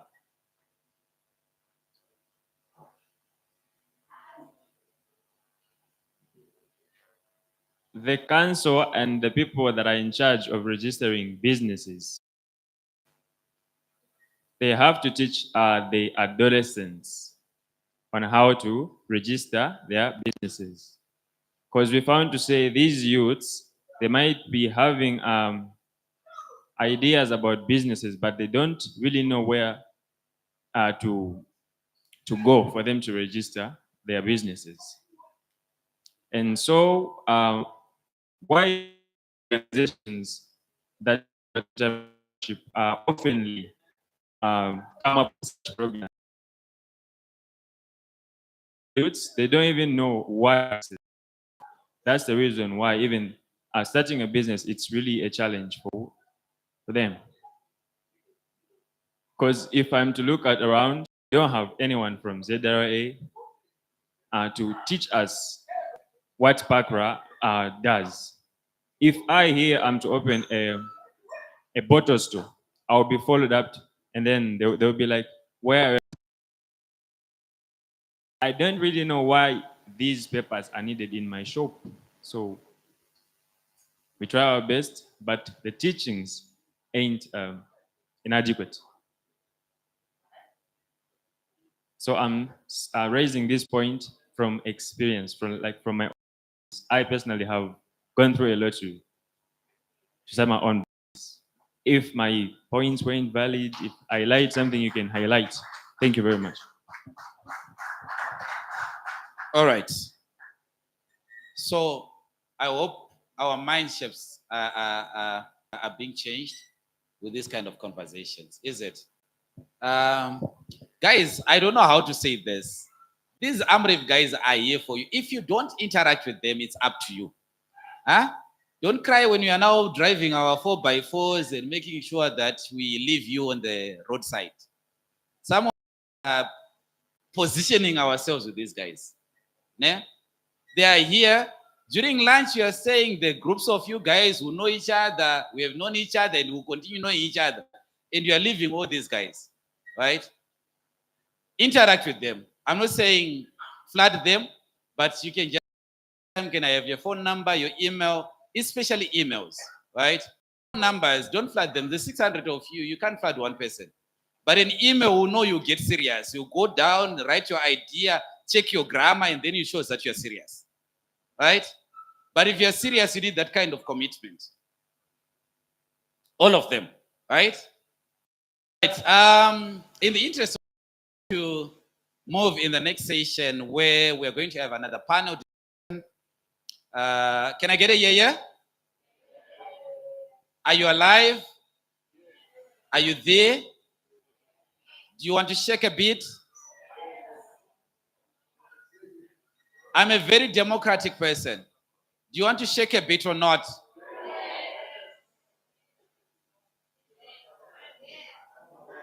All right, so let's do this. Let this panel come because we have Honorable who is going to be part of this conversation. So in the interest of time, we'll just let him be because he has taken his busy schedule to be with us guys, right? Out of respect. Remember what I said day one? Respect and discipline, right?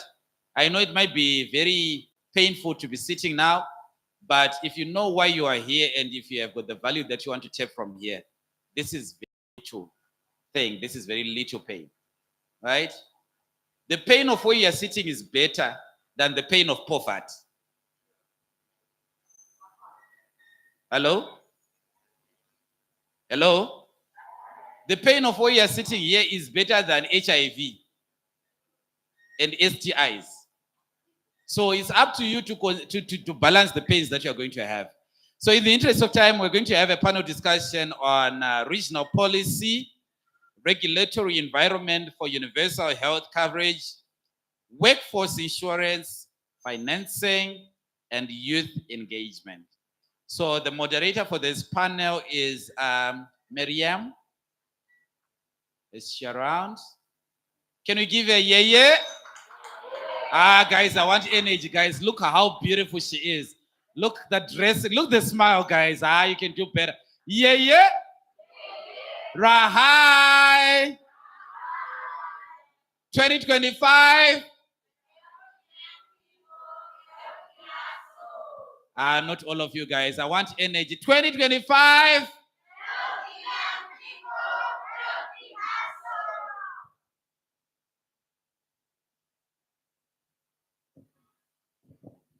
I'm not taking that. Bonjour tout le monde. How do we say hi in Zambian? I think Zambian is not the language, but I don't want to sound ignorant. Oh, they look.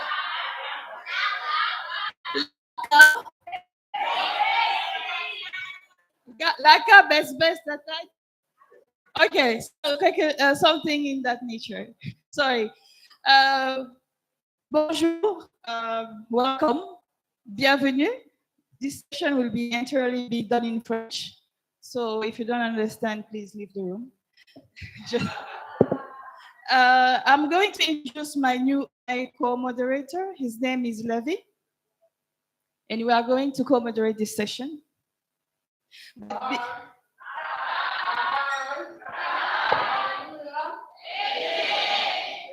Amen. Before we start the session, I have two questions for you.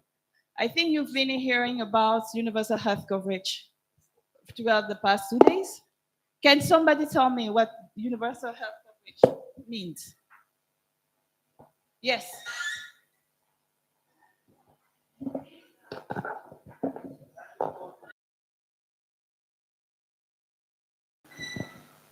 It means that all individuals have access to quality health care without facing financial hardships.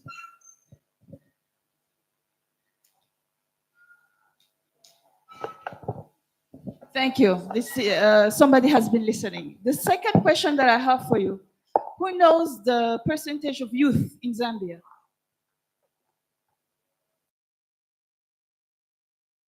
Just a random number. You can shout from this crowd.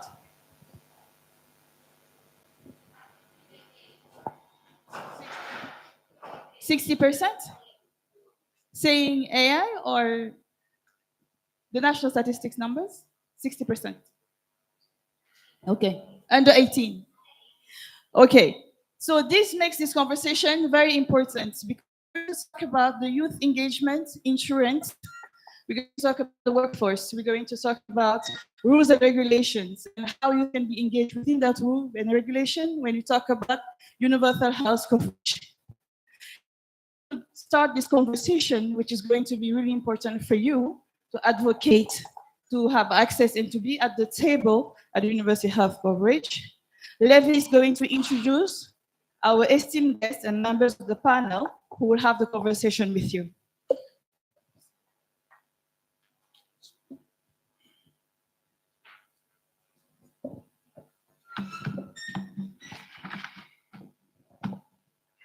Rahi 2025. Can we have some energy? Okay, say something good to your neighbor. Something good that will make them smile. Say something good that will make them smile. If it means telling them you love them, tell them.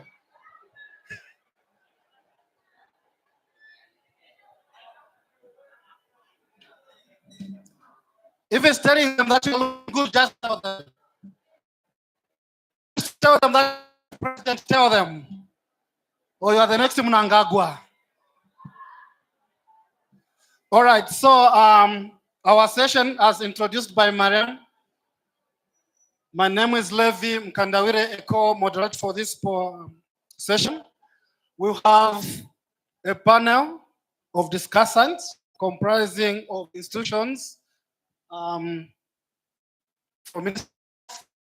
We have Mr. Hazo Bombo, who is Adolescent and Sexual Productive Health Officer. Let me begin for as well. And then we also have representation from Nurses and Midwife Council of Zambia, who is the Registration and Licensing Officer.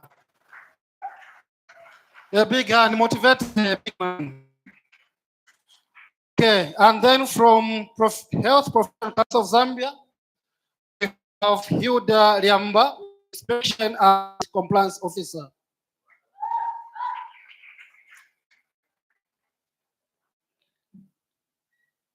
And I just want to make an appeal to those of us who are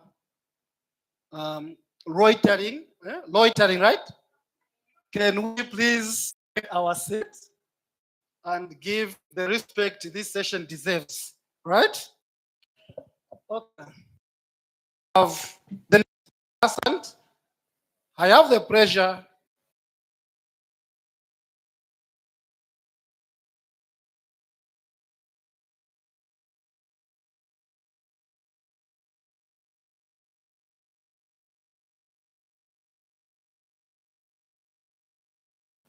who is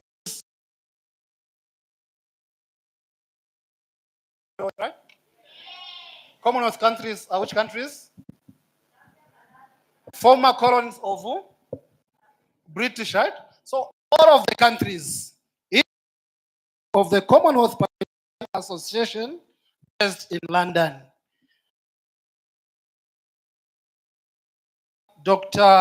Honorable Dr. Christopher Kalila.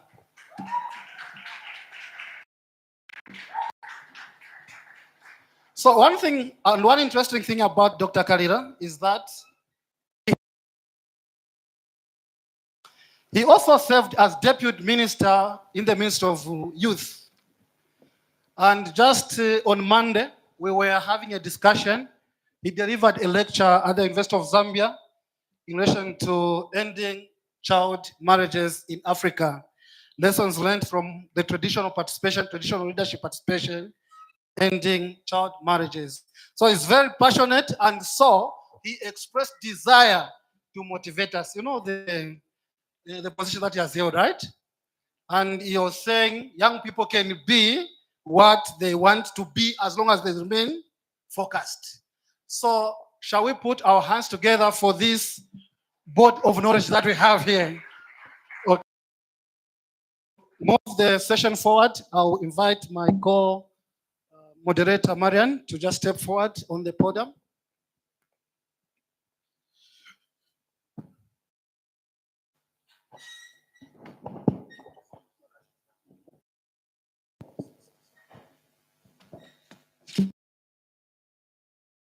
We are going to start the conversation. Welcome everyone to this panel. The first question that we're going to have is around rules and regulations. Policies and a regulatory environment support the universal health coverage in Zambia.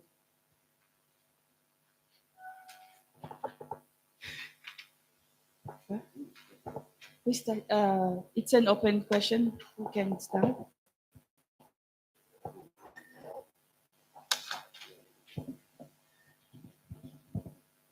Thank you so much. Good afternoon, everybody.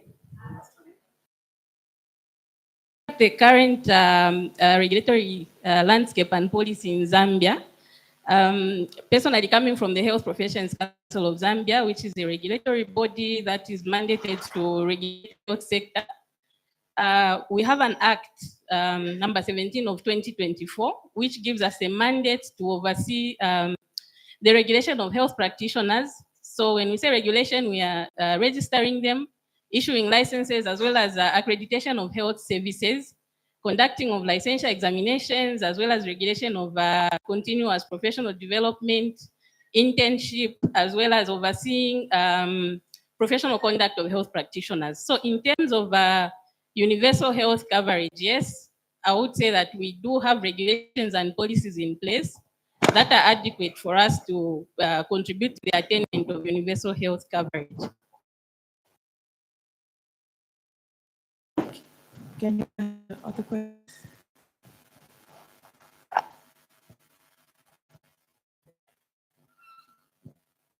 I think I'm coming from NMCZ. Our mandate as NMCZ is to regulate education, training, and practice of nurses and midwives. As one of the participants says that universal health coverage means that all the people should access quality health services where they want to access it and when, and without financial hardship. And for universal health coverage to really take its effect, one of the cadres which we place is the nurses and midwives. So the regulatory environment there to make sure that we train nurses and midwives who are able to offer quality services to the people. Thank you very much. So in our midst, we have the Honorable Member of Parliament who has served the interest of the nation at heart, especially those of the youth, so to say. Now, Honorable, in terms of attainment of UHC, what is the role of the parliamentarian, of the policymakers or lawmakers, so to say, to drive this UHC agenda, especially for the young people?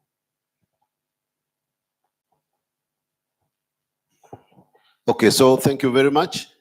But before I actually speak to that question, which you are asking, that what is the role of members of parliament in the attainment or in the promotion of universal health coverage in the respective countries where we serve, I would like to introduce a colleague who has just walked in, and it gives an example to you, all of you, that you can actually you want to be. So my colleague is Honorable Nakaponda, and she'll be upstanding. She's our vice chair in the health committee. Yeah, so Honorable Nakaponda is a member of parliament for Isoka and is the vice chair and a nurse by profession. So you can see that you can be what you want to be. Doesn't matter who you are. We have a nurse who is with us here. Please give her another round of applause. And she's also the first female member of parliament in that area where she is. Yeah, okay. So thank you very much. Having said that, it is important that I'll be very quick that you all understand, first of all, what universal health coverage is all about. So wherever you see the word universal in anything, just know that it refers to everything. Universal health coverage, as somebody has said here, is making available health services to everyone and everywhere without any barrier whatsoever, especially financial barriers. Because you know you can fall sick at any time. Sometimes you have no money. That should not make you fail to attend health services. And so, like the name entails, these are friendly spaces, and we want adolescents to feel free to access whatever type of service, health service related, that they can access at every health center. And that's why most of us, if we're able to notice, we have structures from the community level all the way up to national level.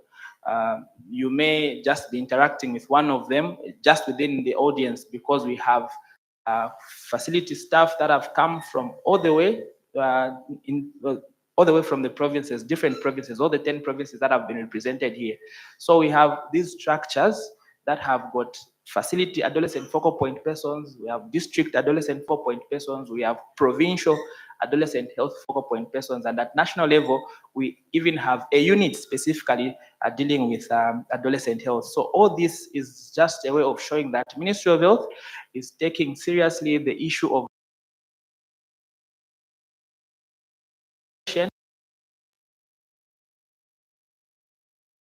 not only that, there's another issue regarding policy development. So the Ministry of Health knows that if we are to achieve universal health coverage, we need to have policies that are guiding how we implement our programming. So one of, in conclusion,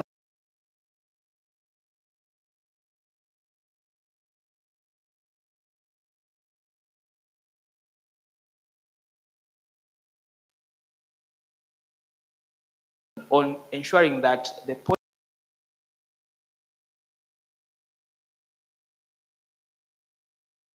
presentations that we saw on day one have become, especially over the past years.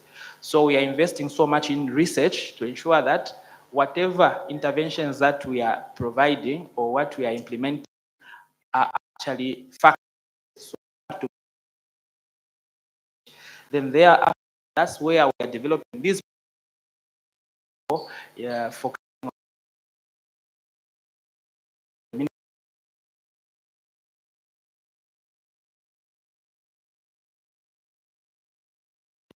so just speak about the other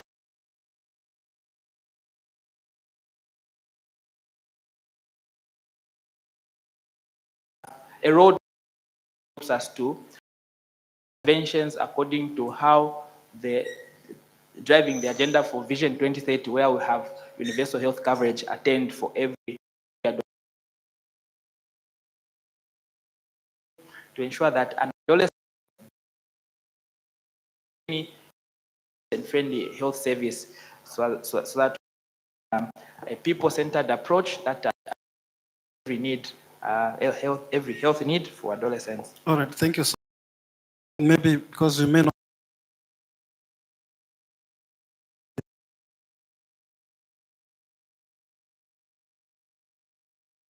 The youth engagement, which may need to touch on how and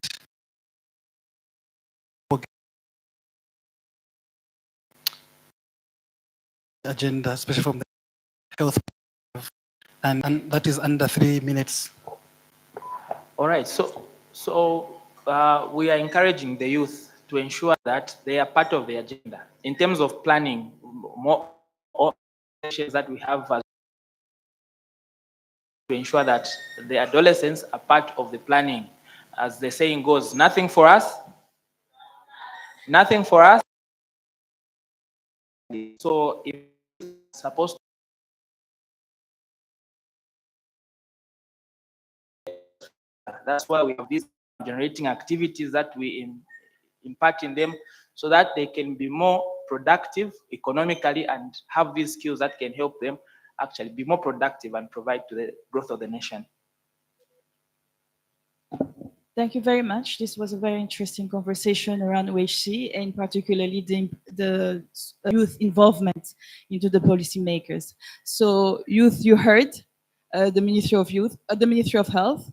So it's up to you to be part of the conversation and see how the policies and regulation can speak more to you. So now we're going to ask the last question. What are the key priorities for institution committing to advancing to EHC agenda? So we are going to give each and one of you 2 minutes to summarize what are the key priorities you think, including the youth, to advance the UHC agenda in Zambia.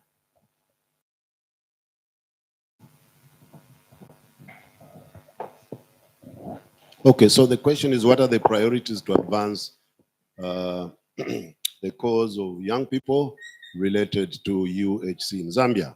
So the first point I'll say is that, first and foremost, as I said, it is making available health services to access where you live as possible. But this can happen if, number one, we as government prioritize adolescent health. So we must prioritize adolescent health.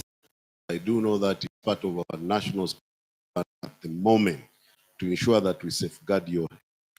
Because if everything else that we are discussing here or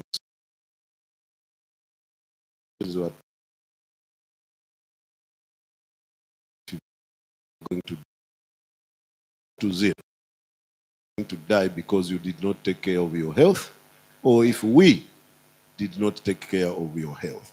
So everything starts with health. Be mindful of that, live, eat well, sleep well, don't smoke. If you do, tobacco is one of the things that has adjudged to cause an onset on health. So remember what I said. The next also, refrain where you can, if it's not your time, for engaging in illicit sex. It's one cause of sexually transmitted infections, including HIV and AIDS, and eventually sickness. And in economies where we are struggling with finances, maybe you will not have as much access to ARVs as you could do. Again, this can have an effect on your future life where we are going. So it's a two-way process. You do your part, prevention, but as we prioritize. So number one is adolescent health, okay? Number two, I want to speak to those. The international health, because of the changing priorities, nobody wants to give money anyhow. So I'm sure you're aware of this story. So what it means is that we have to prioritize how we are going to raise extra money to look after you, to look after our health services, to ensure you go to school, you finish school. We make sure we have all these preventive activities, and we run our health facilities to support, to safeguard you. So we have the second priority is the moment. I think I'll just speak to these two and leave the rest to my colleagues.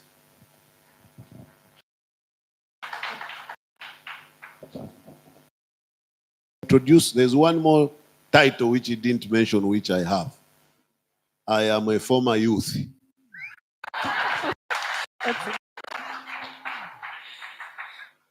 All right, so thank you so much. So from the perspective of the Health Professions Council of Zambia, of regulating health professionals, we have a priority of making sure that these services, we talk about access and of quality, we are committed to ensure that we provide the support that you need. And you as youth, we are encouraging you, our doors are open. If you have ideas of what businesses you can run in the health sector, it can be digital health, sexual reproductive health, diagnostics, or whatever it may be. We are available to provide technical support, and we also able to fast track applications to do with licensing of health facilities. We won't delay your progress. And also, I would encourage you to work with others. You shouldn't work alone, because obviously you need monies to finance that health facility that you would like to set up. But if you come together, you may form cooperatives, you may establish a limited company, or even governmental organizations as young people. So we are available to provide the technical support and guide you through the process so that you set up health institutions, facilities that are going to provide the health.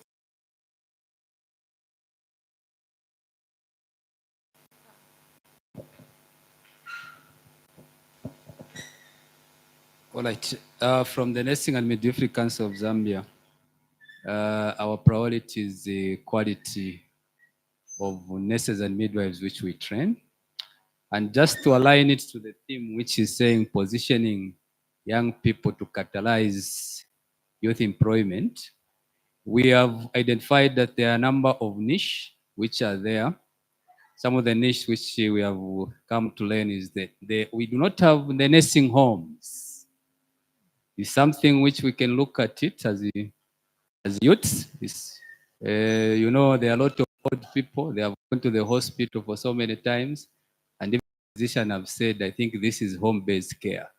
But where do they go to? They go back home, where they are being taken care of by children who are working class.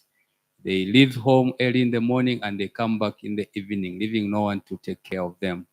So, we are registering those people who would want to open nursing homes.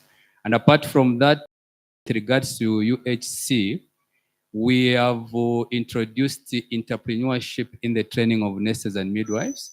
This is where the nurses and midwives are not supposed to wait for the government to employ them. They need to think outside the box, so that they need to create the employment for themselves and also create the employment for the others. With regards to quality of health care, I know as youth, when you visit the healthcare facilities, your concerns and the nurses who are there.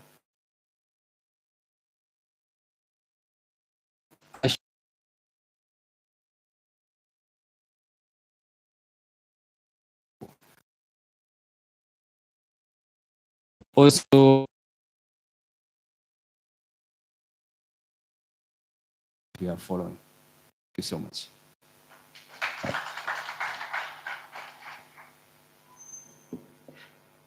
For the Ministry of Health, our priority is focusing on providing comprehensive adolescent health services. Like I earlier alluded to, we want to be and productive, and therefore we are strengthening adolescent responsive systems that are able to accept adolescents as they come to our facilities. Not only that, we are also focusing on providing integrated healthcare services. So as an adolescent that comes to a health facility for 2 or more services, we want everything to be done within the facility and access other services elsewhere. So that is our priority, ensuring that we provide responsive integrated healthcare services. Also, we know that most of the adolescents, like the ones in here, are Gen Zs. The technology is growing. There's artificial intelligence now. So we are trying so much to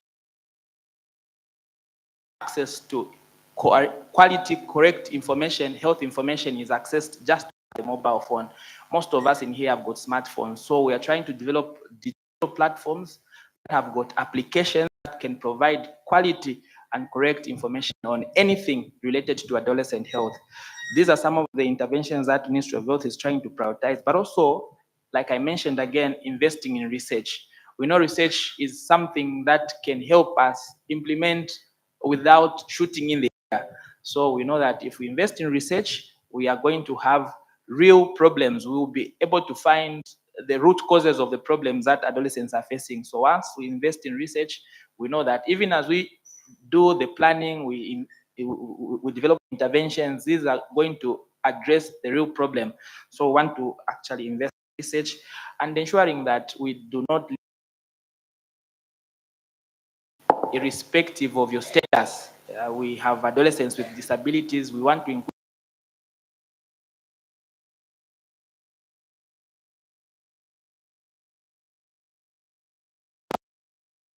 targeted everyone.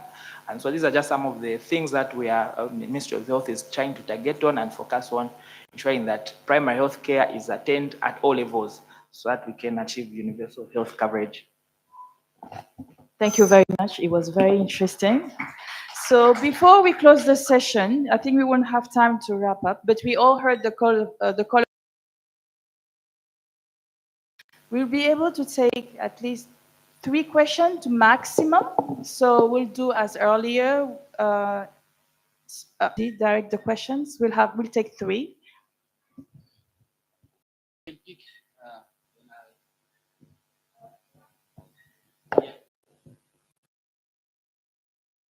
My name is Elia Kausio from Zimbabwe, and I would like to appreciate our honorable members to be part of this platform and for their commitment. So in the hope of attaining to the universal health coverage in all our respective countries, my key concern is people, we need to be assured. So reflecting on when we adopted the Abuja Declaration, different countries are failing to attain to the at least 15% to provide budget to our health committees. So where are we going? How best, or what are the efforts which are being put in place to ensure that we attain to the at least 15% to cover the health committee? Thank you very much. Thank you. We're going to take one question from the back. Back. So the last man in the back is Lucky.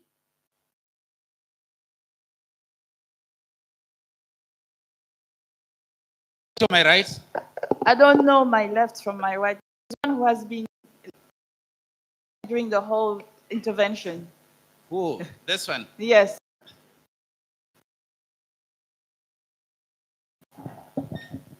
Thank you very much. So my name is, I'm a person and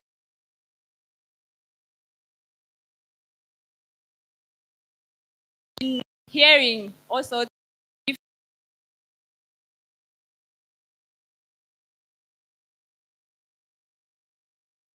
to that were not the perfect person to be defined as disabled is a dead person, because that person can't do anything. Me,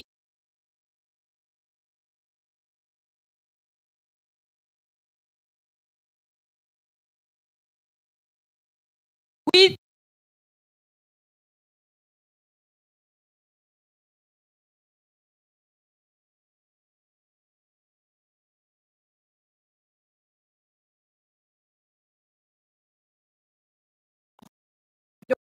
former youth, as a lawmaker, what are you doing to make sure that the laws that are at the international level? We have the Disability Act in Zambia. We have the Disability Policy of 2025 that speaks to the mainstreaming of disability. So what are you doing as lawmakers to ensure that disability stream full access? Thank you. Yeah. And with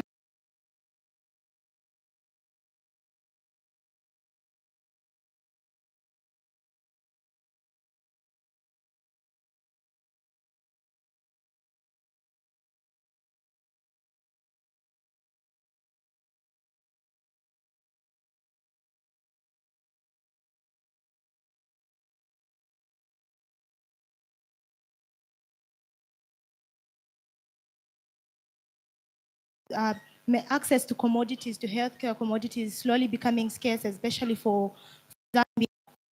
And we have the Substances Act of 20 enacted as TICAM in 2024, which has brought on board the use of traditional medicines. I want to understand, where do we stand as a country in terms of operationalizing this act so as to incorporate and involve and identify traditional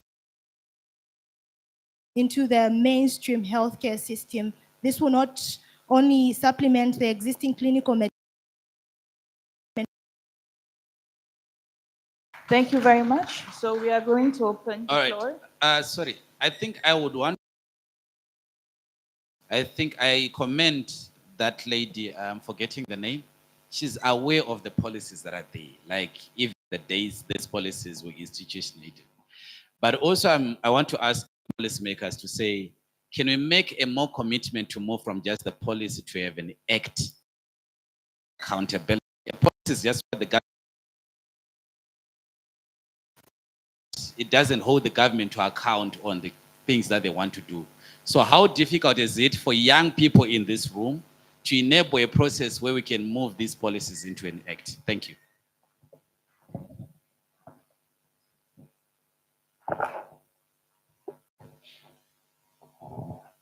Okay, so thank you. Most of the questions are actually policy questions. If you like, these are government-related questions that can be dealt mainly by those of us who,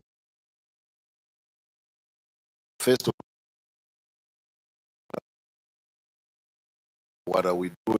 Why is it that many are failing? Or indeed, what are we doing? Or what are we doing to ensure that they meet the budget declaration?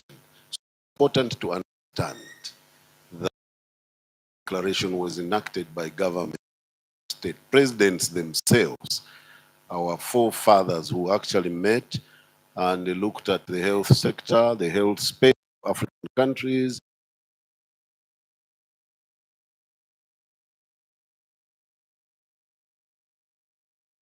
Was money. So they wanted to define, yes, you must allocate enough money, but beyond that, to actually prescribe at least by what percentage you should allocate to the health sector. And they came about with a figure of 15%. But do remember that different countries are at different levels of economic activity. They are at different levels of revenues. They are at different levels of priorities, okay? But we all agree that health must be priority, as I've said. So when it comes to allocating these resources, admittedly, not many of them have met. Okay, and this has been over the last 20 years. Why? Because competing needs. So if you go to the health sector, to the education sector, there's also a commitment internationally that must be at least 20%, and then health 15%, and then agriculture 10%, which is the comprehensive agriculture CAD. So if you add up all these things, you will discover that you'll be over above 100%. It is the current thought now that it's not just of meeting the Abuja declaration, but what you do with the little money that you have, okay? So that you can get value out of it. That's not, because there will never be a time when everyone will be able to allocate 15%. Because of the changing geopolitical situation now, you know, see these donors are pulling out, others they are prioritizing defense because of instability, maybe in certain parts of the world. So it's a shifting target depending on the situation at a particular time. That does not mean we should not allocate in. Basically what we are discussing today. First, we agree that you prioritize health. Secondly, you agree that you promote universal health coverage, which means find money from other sources to increase your health spending. So apart from government, previously donors could come in, chip in, depending on your relationship with partners. But now we also have insurance, okay? In other words, don't just leave it to government, but contribute a little through insurance so that you are covered. So that's one of that. I notice in many other countries they have that. Others are following suit now, trying to bring in insurance to be able to do that. Thirdly, there are also other means that are being experimented with, being tried to bring in a lot of money for health, including those things it was meant to do. Number four, you can also bring new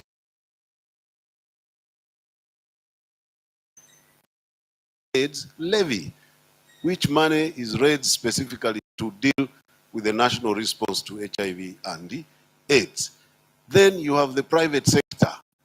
You have the huge conglomerate doing business in our respective, so leverage on them through corporate social responsibility to fund certain aspects of health, to fund adolescent health, to fund education. You know, we have a lot of natural resources here and we have mining companies. Let's talk to them to do that. So that's the role of the private sector. But lastly, we also people for unhealthy habits. Okay? We tax you for unhealthy habits because not everyone will complain about that tax because the unhealthy habit is a choice. So we tax cigarettes, we tax tobacco, okay? We tax sugar drinks and sugar in general. Why? Because we are also serving the purpose of discouraging you from these things which have an assault on you. But at the same time, we raise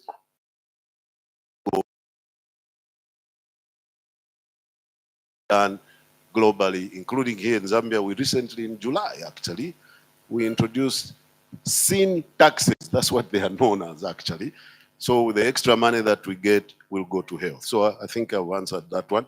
But we congratulate those countries that are meeting the Abuja Declaration. What is important is how you spend that money which you raise for health. You can meet 15%, but it's going in people's pockets. Again, it's useless, okay?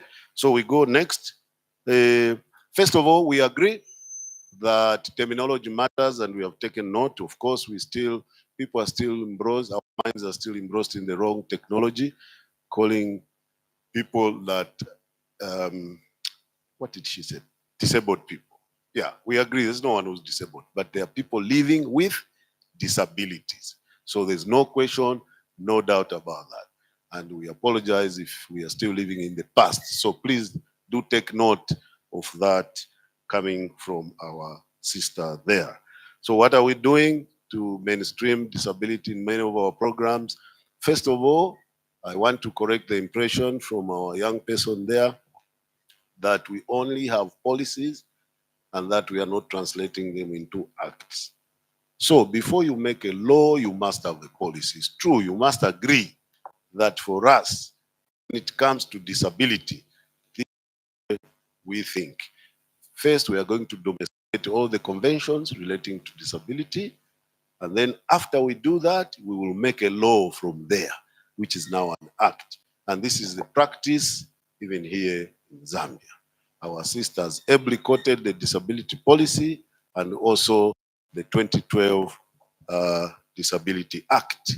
So you move from policy, then you have an act. Why is it important?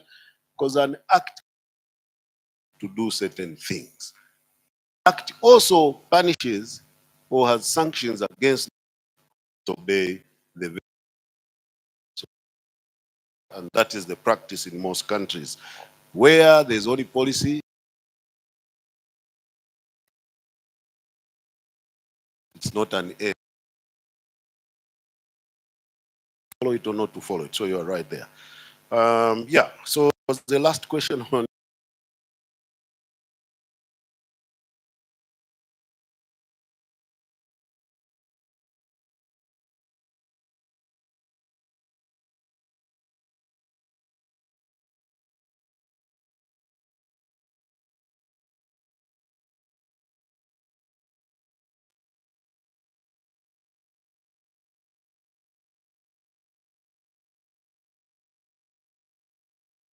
an effect? I mean,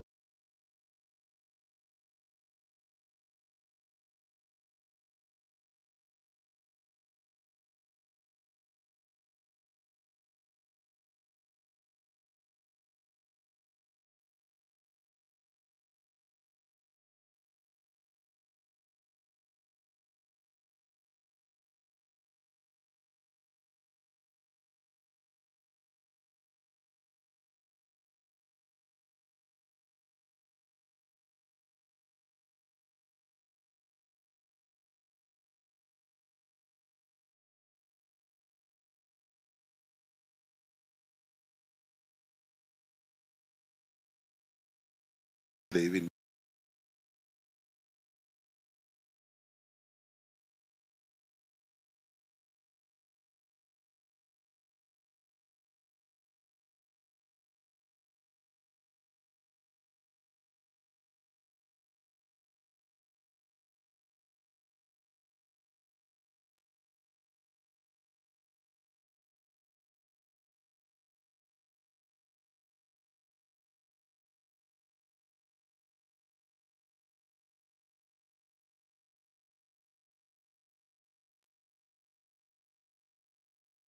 but I think I've answered all the questions.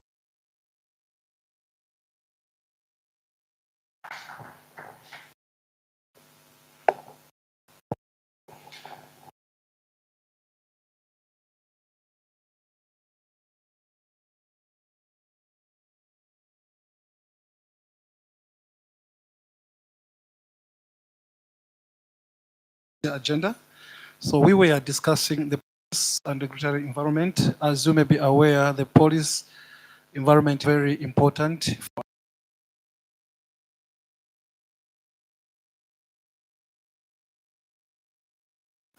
not just health, but quality, a right, and no one is supposed to be deprived of their right. Claim it, but also just ensure that the responsibility that lies with that right is also taken care of. So young people,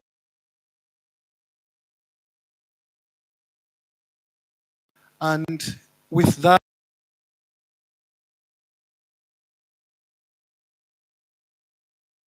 to our panelists, even as they take their seats.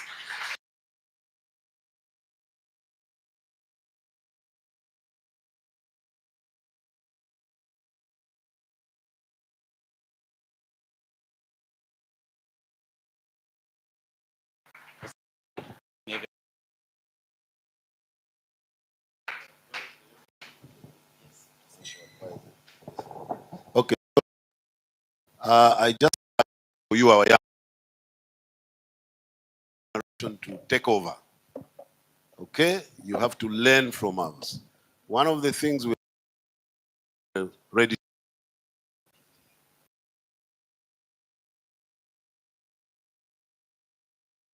we see around the is that we all understand what we want to do. We have good policies, good laws, but the challenge is implementation. So please be a generation of implementers. Be a generation of doers. Don't just talk, but do. Very much.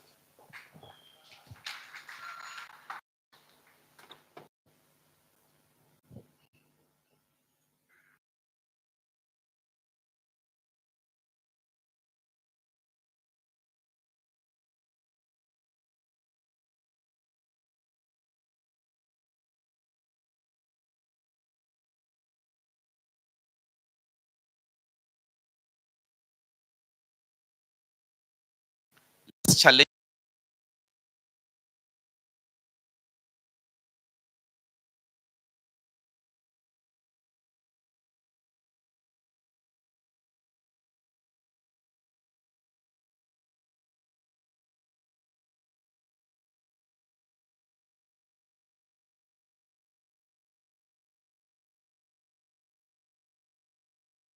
We have another panel discussion, which is just going to run for 30 minutes.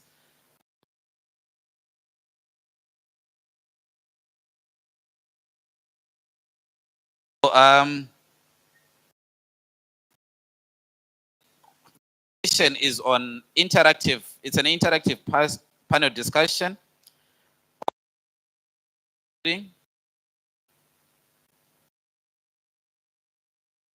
Society capacity needs tools, evidence, thematic.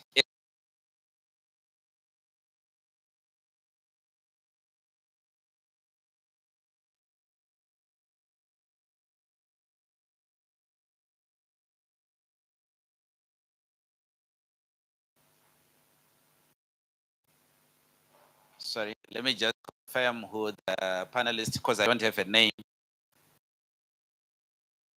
Please.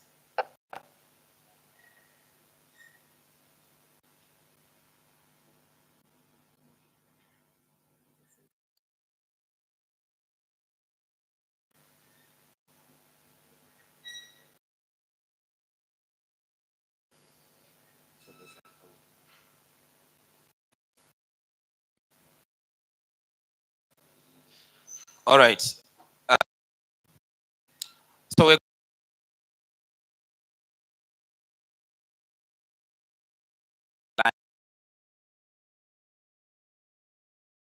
a lot of information and a lot of thinking.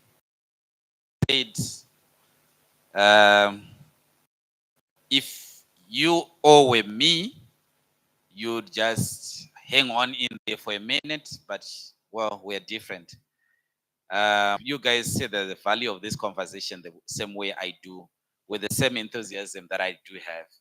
If you had the same enthusiasm that I complete as much as you can and connected to have knowledge, but I for you, huh?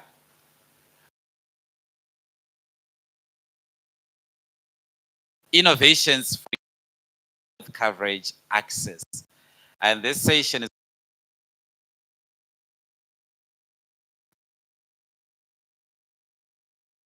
is Dr. Chabalala.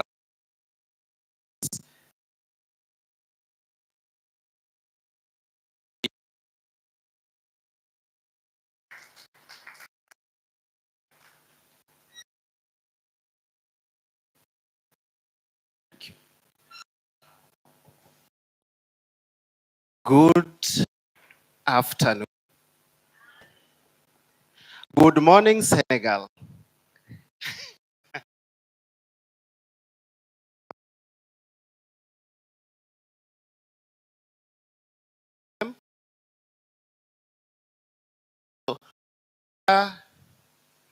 Is for right?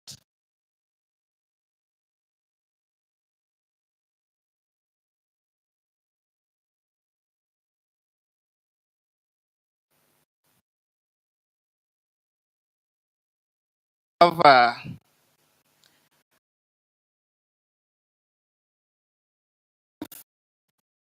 young from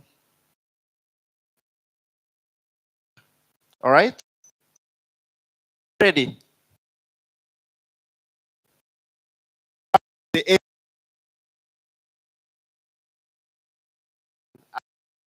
has completed the pitch. Are afraid.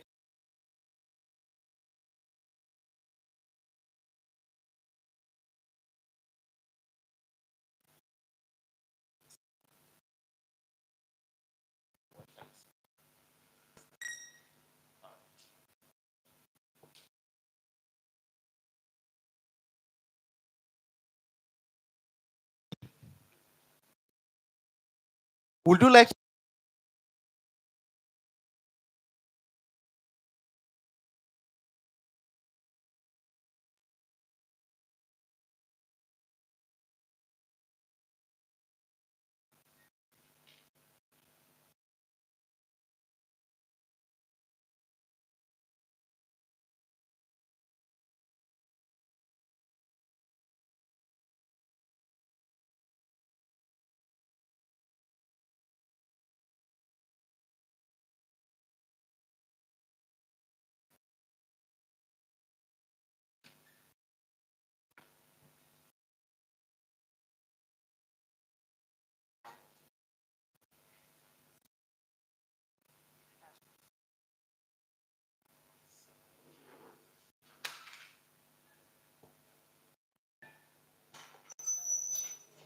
So we have a team of 3 experienced judges here.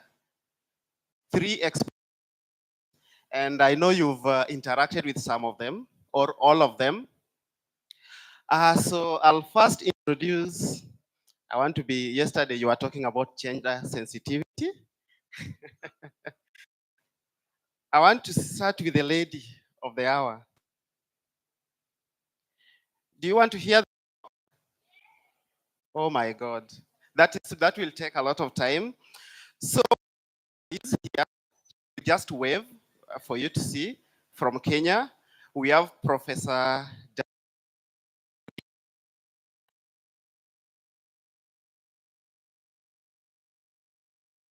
Bala. All right, so I don't know whether because of time, we'll move very, very fast, okay?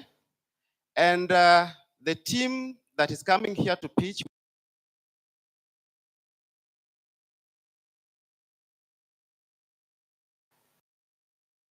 judges will give comments to people for 3 minutes after each and okay? Since we have 5 pitches, you know how long that will take. And then after that, I've been told, so you have to be very keen and listen to whatever is being pitched, because after that, you will be we'll be using Mentimeter. That's what I've been told. You are going to help us select the best. You will help us select the best pitch, okay? As soon as possible. Is the tech team ready? Are you ready?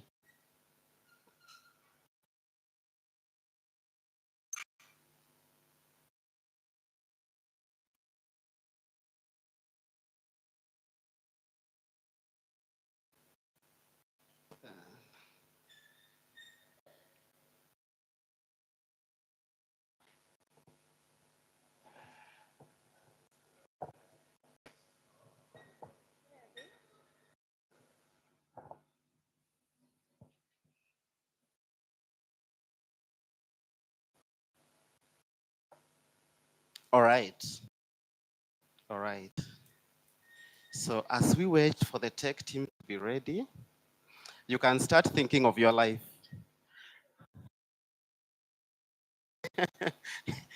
You can think of the innovations, whatever you want to innovate around, right?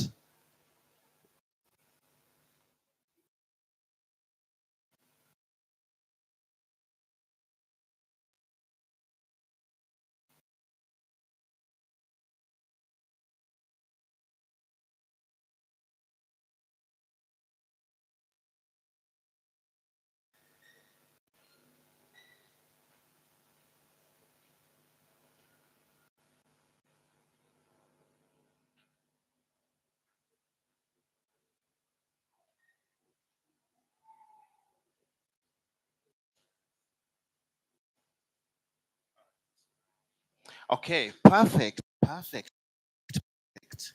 So, I've said how many will be pitching? How many? 5, right? Okay. And there's an additional one. He will not be pitching, you will not be voting for him, but he will show you what.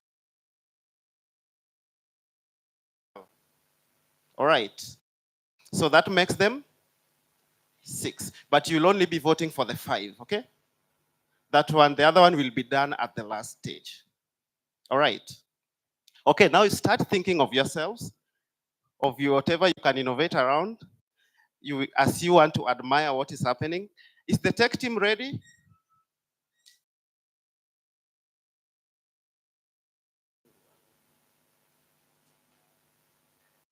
Even he doesn't have internet. Oh, no internet.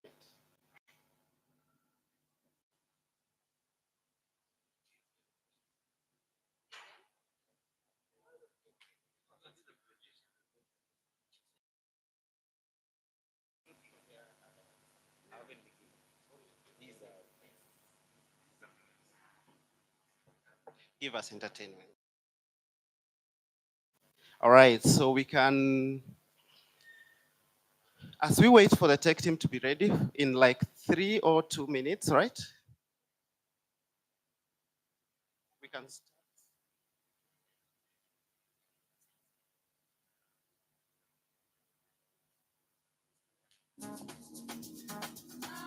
We can do some entertainment for 2 minutes.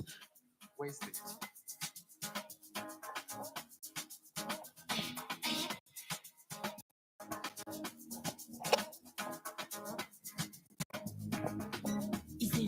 Okay, let's stretch. Let's stand some. What song do you want us to dance to? Which one? Let's stand and stretch, guys. Let's stand and stretch. Stand and stretch. Stretch a bit as we are waiting. DJ Kondwa. Hello, if you don't dance.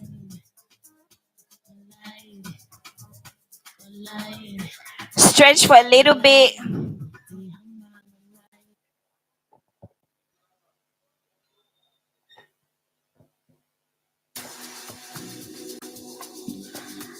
Give us some volume. Guys, I didn't say stretch and go outside. Stretch on your seats. Those who were saying Kondwa, come and dance. Hey yo, you wanna be a superstar? Dial 31414 right now.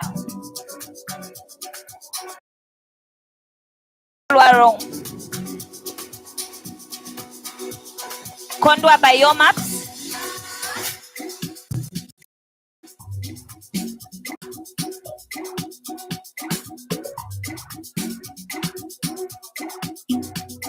At Kulongana by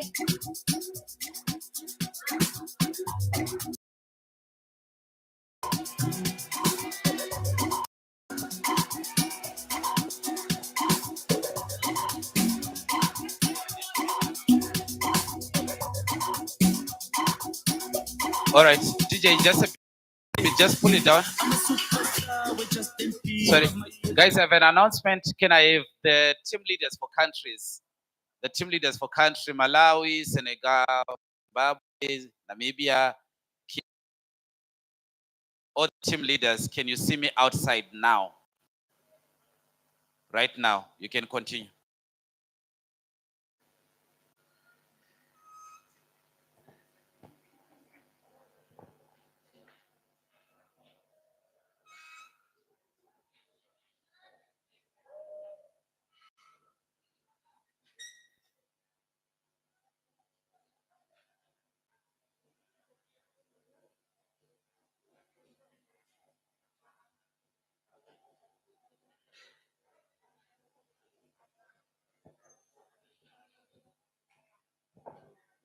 All right, young people.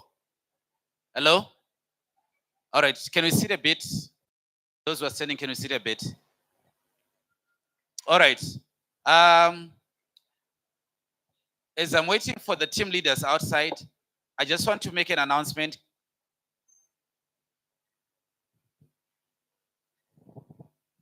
I know we are tired. I'm also even tired, and trust me, there's no one who is as tired as I am. We can argue who is more tired are you than me, you and me, and you know who win, right? Yes, it's not easy to be having concentrations on high, attending here, making sure everything is okay. Like my concentration level is at 100 since last week, but one, to make sure that things work. So I'm even more tired than you guys, right? But what I want to announce is the minister is going to come. He is passing by here. And we want to make it count that he's passing by. All these conversations that we've been having, they have to have a result at the end of the day, right? So I'm calling you for the next 1 hour because he's coming at any given point in time. I'm begging with you to just behave yourself.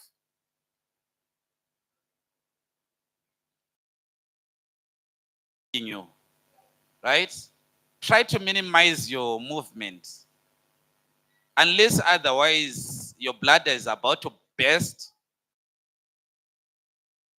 If you are to be here and if you want to add value to Rahi, can we try to do that? And also encourage the next person if they want to take a call or to go to the gents or ladies, just encourage them. It's not a good picture when a minister comes and there are loads of people outside and we are saying we're having a serious conversation in here, right?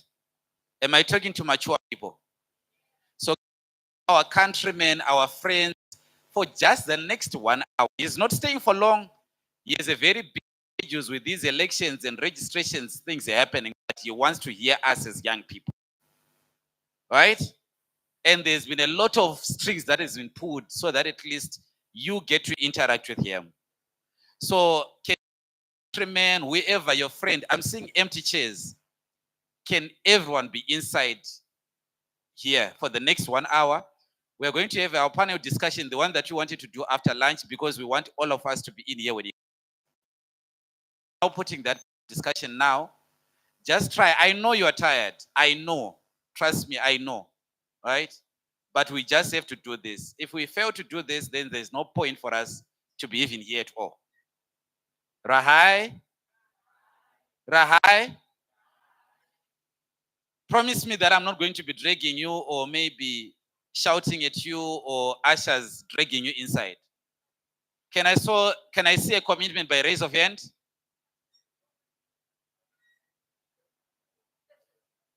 So those that did not raise their hands are the ones that are going to be a problem. Personally, I don't transfer a problem. I deal with a problem. And don't bring the Zimbabwean side of me. Huh? Right now, I'm at my regional side where I can be Kenyan, I can be Nigerian. You'd want to see the Zimbabwean side of me, right? So let's not get to the extremes. I understand we are all grown-ups, we are all mature. I think I shouted and I've insulted you enough to understand what I'm talking about, right? Good. So we can continue with the pitch, and immediately after, can we minimize movements? Please, can we minimize movements? The doors, I'll close them. And there's nothing that you do to me. I'm joking. But let's do this. You have the Kenyan me, not the Zimbabwean me, so, so we are good to go. All right. They might be in the pitch, so maybe they'll come after this. We minimize movement, okay? So, so it's now we are ready to proceed. And kindly note the name, innovation, for it at the end of every pitch, okay? Right. So, innovators, are you ready? Oh, you're also innovators. You're very good. Innovators, are you ready?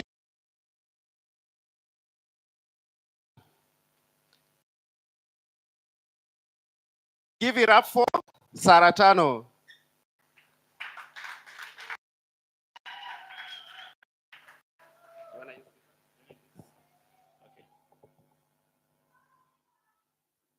Good afternoon, ladies and gentlemen. Yes, my name is Felix Njoroge from Kenya. I'm a medical student presenting on Saratano, saying no to cancer. Over the past 2 days, we UHC, universal health coverage. The concept UHC means that every person can access quality health services without suffering catastrophic health expenditure. One cause of catastrophic expenditure that above all, the leading cause of catastrophic medical expenditure. It's into poverty and being a factor that continues to see at its core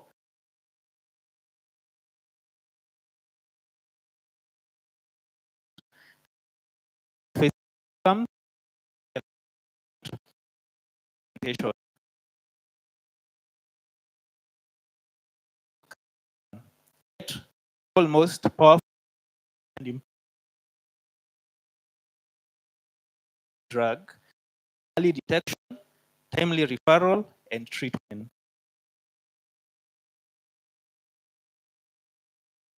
Knowledge is low.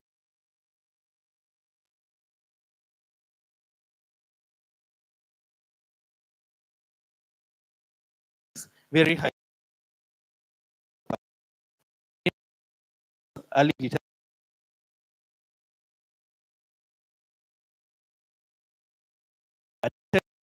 What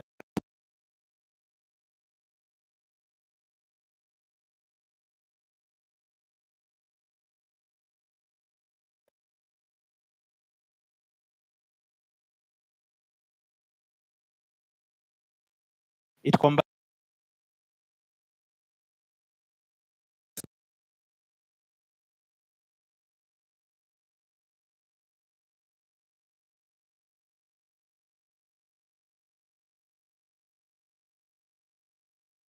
gamified motivation tools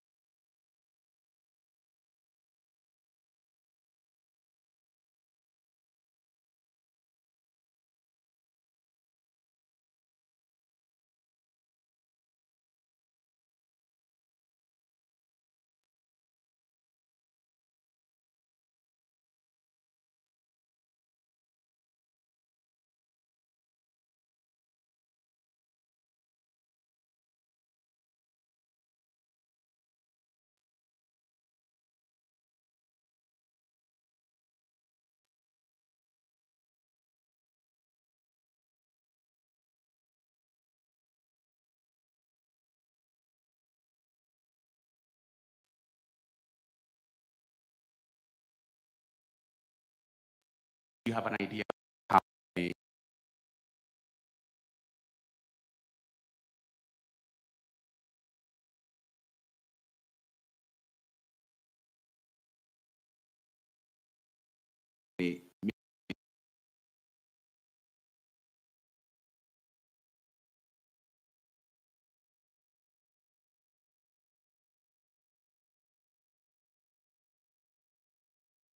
conditions.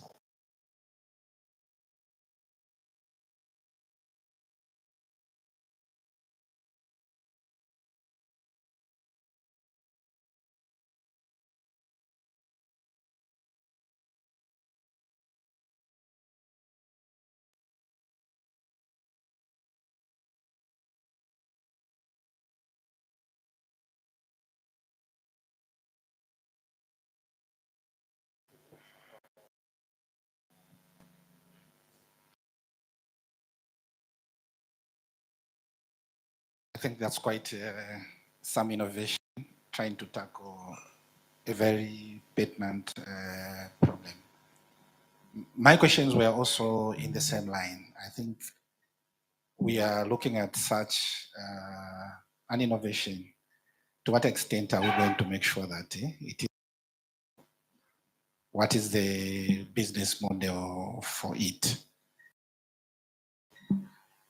I think your intervention is also focusing on issues to deal with how do you get a screening? And one of the, we are not going to the clinic daily. So in your model, how do you ensure that people are actually, apart from getting the awareness, are actually getting from the hospital before screening? How do you motivate screening? Thank you. Okay. Yes. Thank you so much for the questions. I really hope I all of them. I didn't read the notebook to note down, but I will start with Professor's first question. The statistics is one of the leading causes of morbidity and mortality, and also across Africa and also globally. So it's one of the top most conditions that we have. And and screening,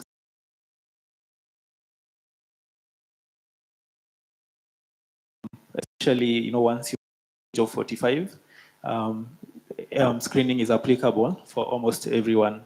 And then the question that you, the business model. So number one, the app it's a digital application that is like a hub for everything to do with cancer, like a one-stop place. So number one, as I mentioned, once you enroll, it screens profiles you, asks you a few questions. What's your age? Do you smoke? Do you have a family history? Do you have all this? And all these various things that can be risk factors for various cancers. And then it recommends screening for you. And now to the second question you'd asked, it will periodically prompt you to go for screening for so it's not just you to wait. The app itself, the same way Duolingo does it for anyone who's trying to learn a language, it almost forces you to get things done, and we're doing it in a fun way because the issue, a challenge has been the attitude. Most people don't really care that much about screening, and it's quite important because once you catch this condition early, you can actually do something and save someone's life. So we are making it fun. The app itself prompts you to go get screened using fun features. For the business model, so for enrolling, as I mentioned, for users, we'd want it to be free to ensure as many people in our country and in our region can enroll, but we of course want to be sustainable by making money through the healthcare workers who will be enrolling onto the platform and will be benefiting from the direct referrals, as well as various partners and sponsors who would really be interested in supporting this initiative, particularly in this early stage, will really help us be sustainable. So that's the business model for now. Thank you for your questions. Oh, okay. So you knew what I wanted to ask you to do. All right, thank you so much, Saratano. Hope you've marked the name of the innovation. All right, thank you so much. All right, as they sit down, as they go to take their seat, you continue clapping for them.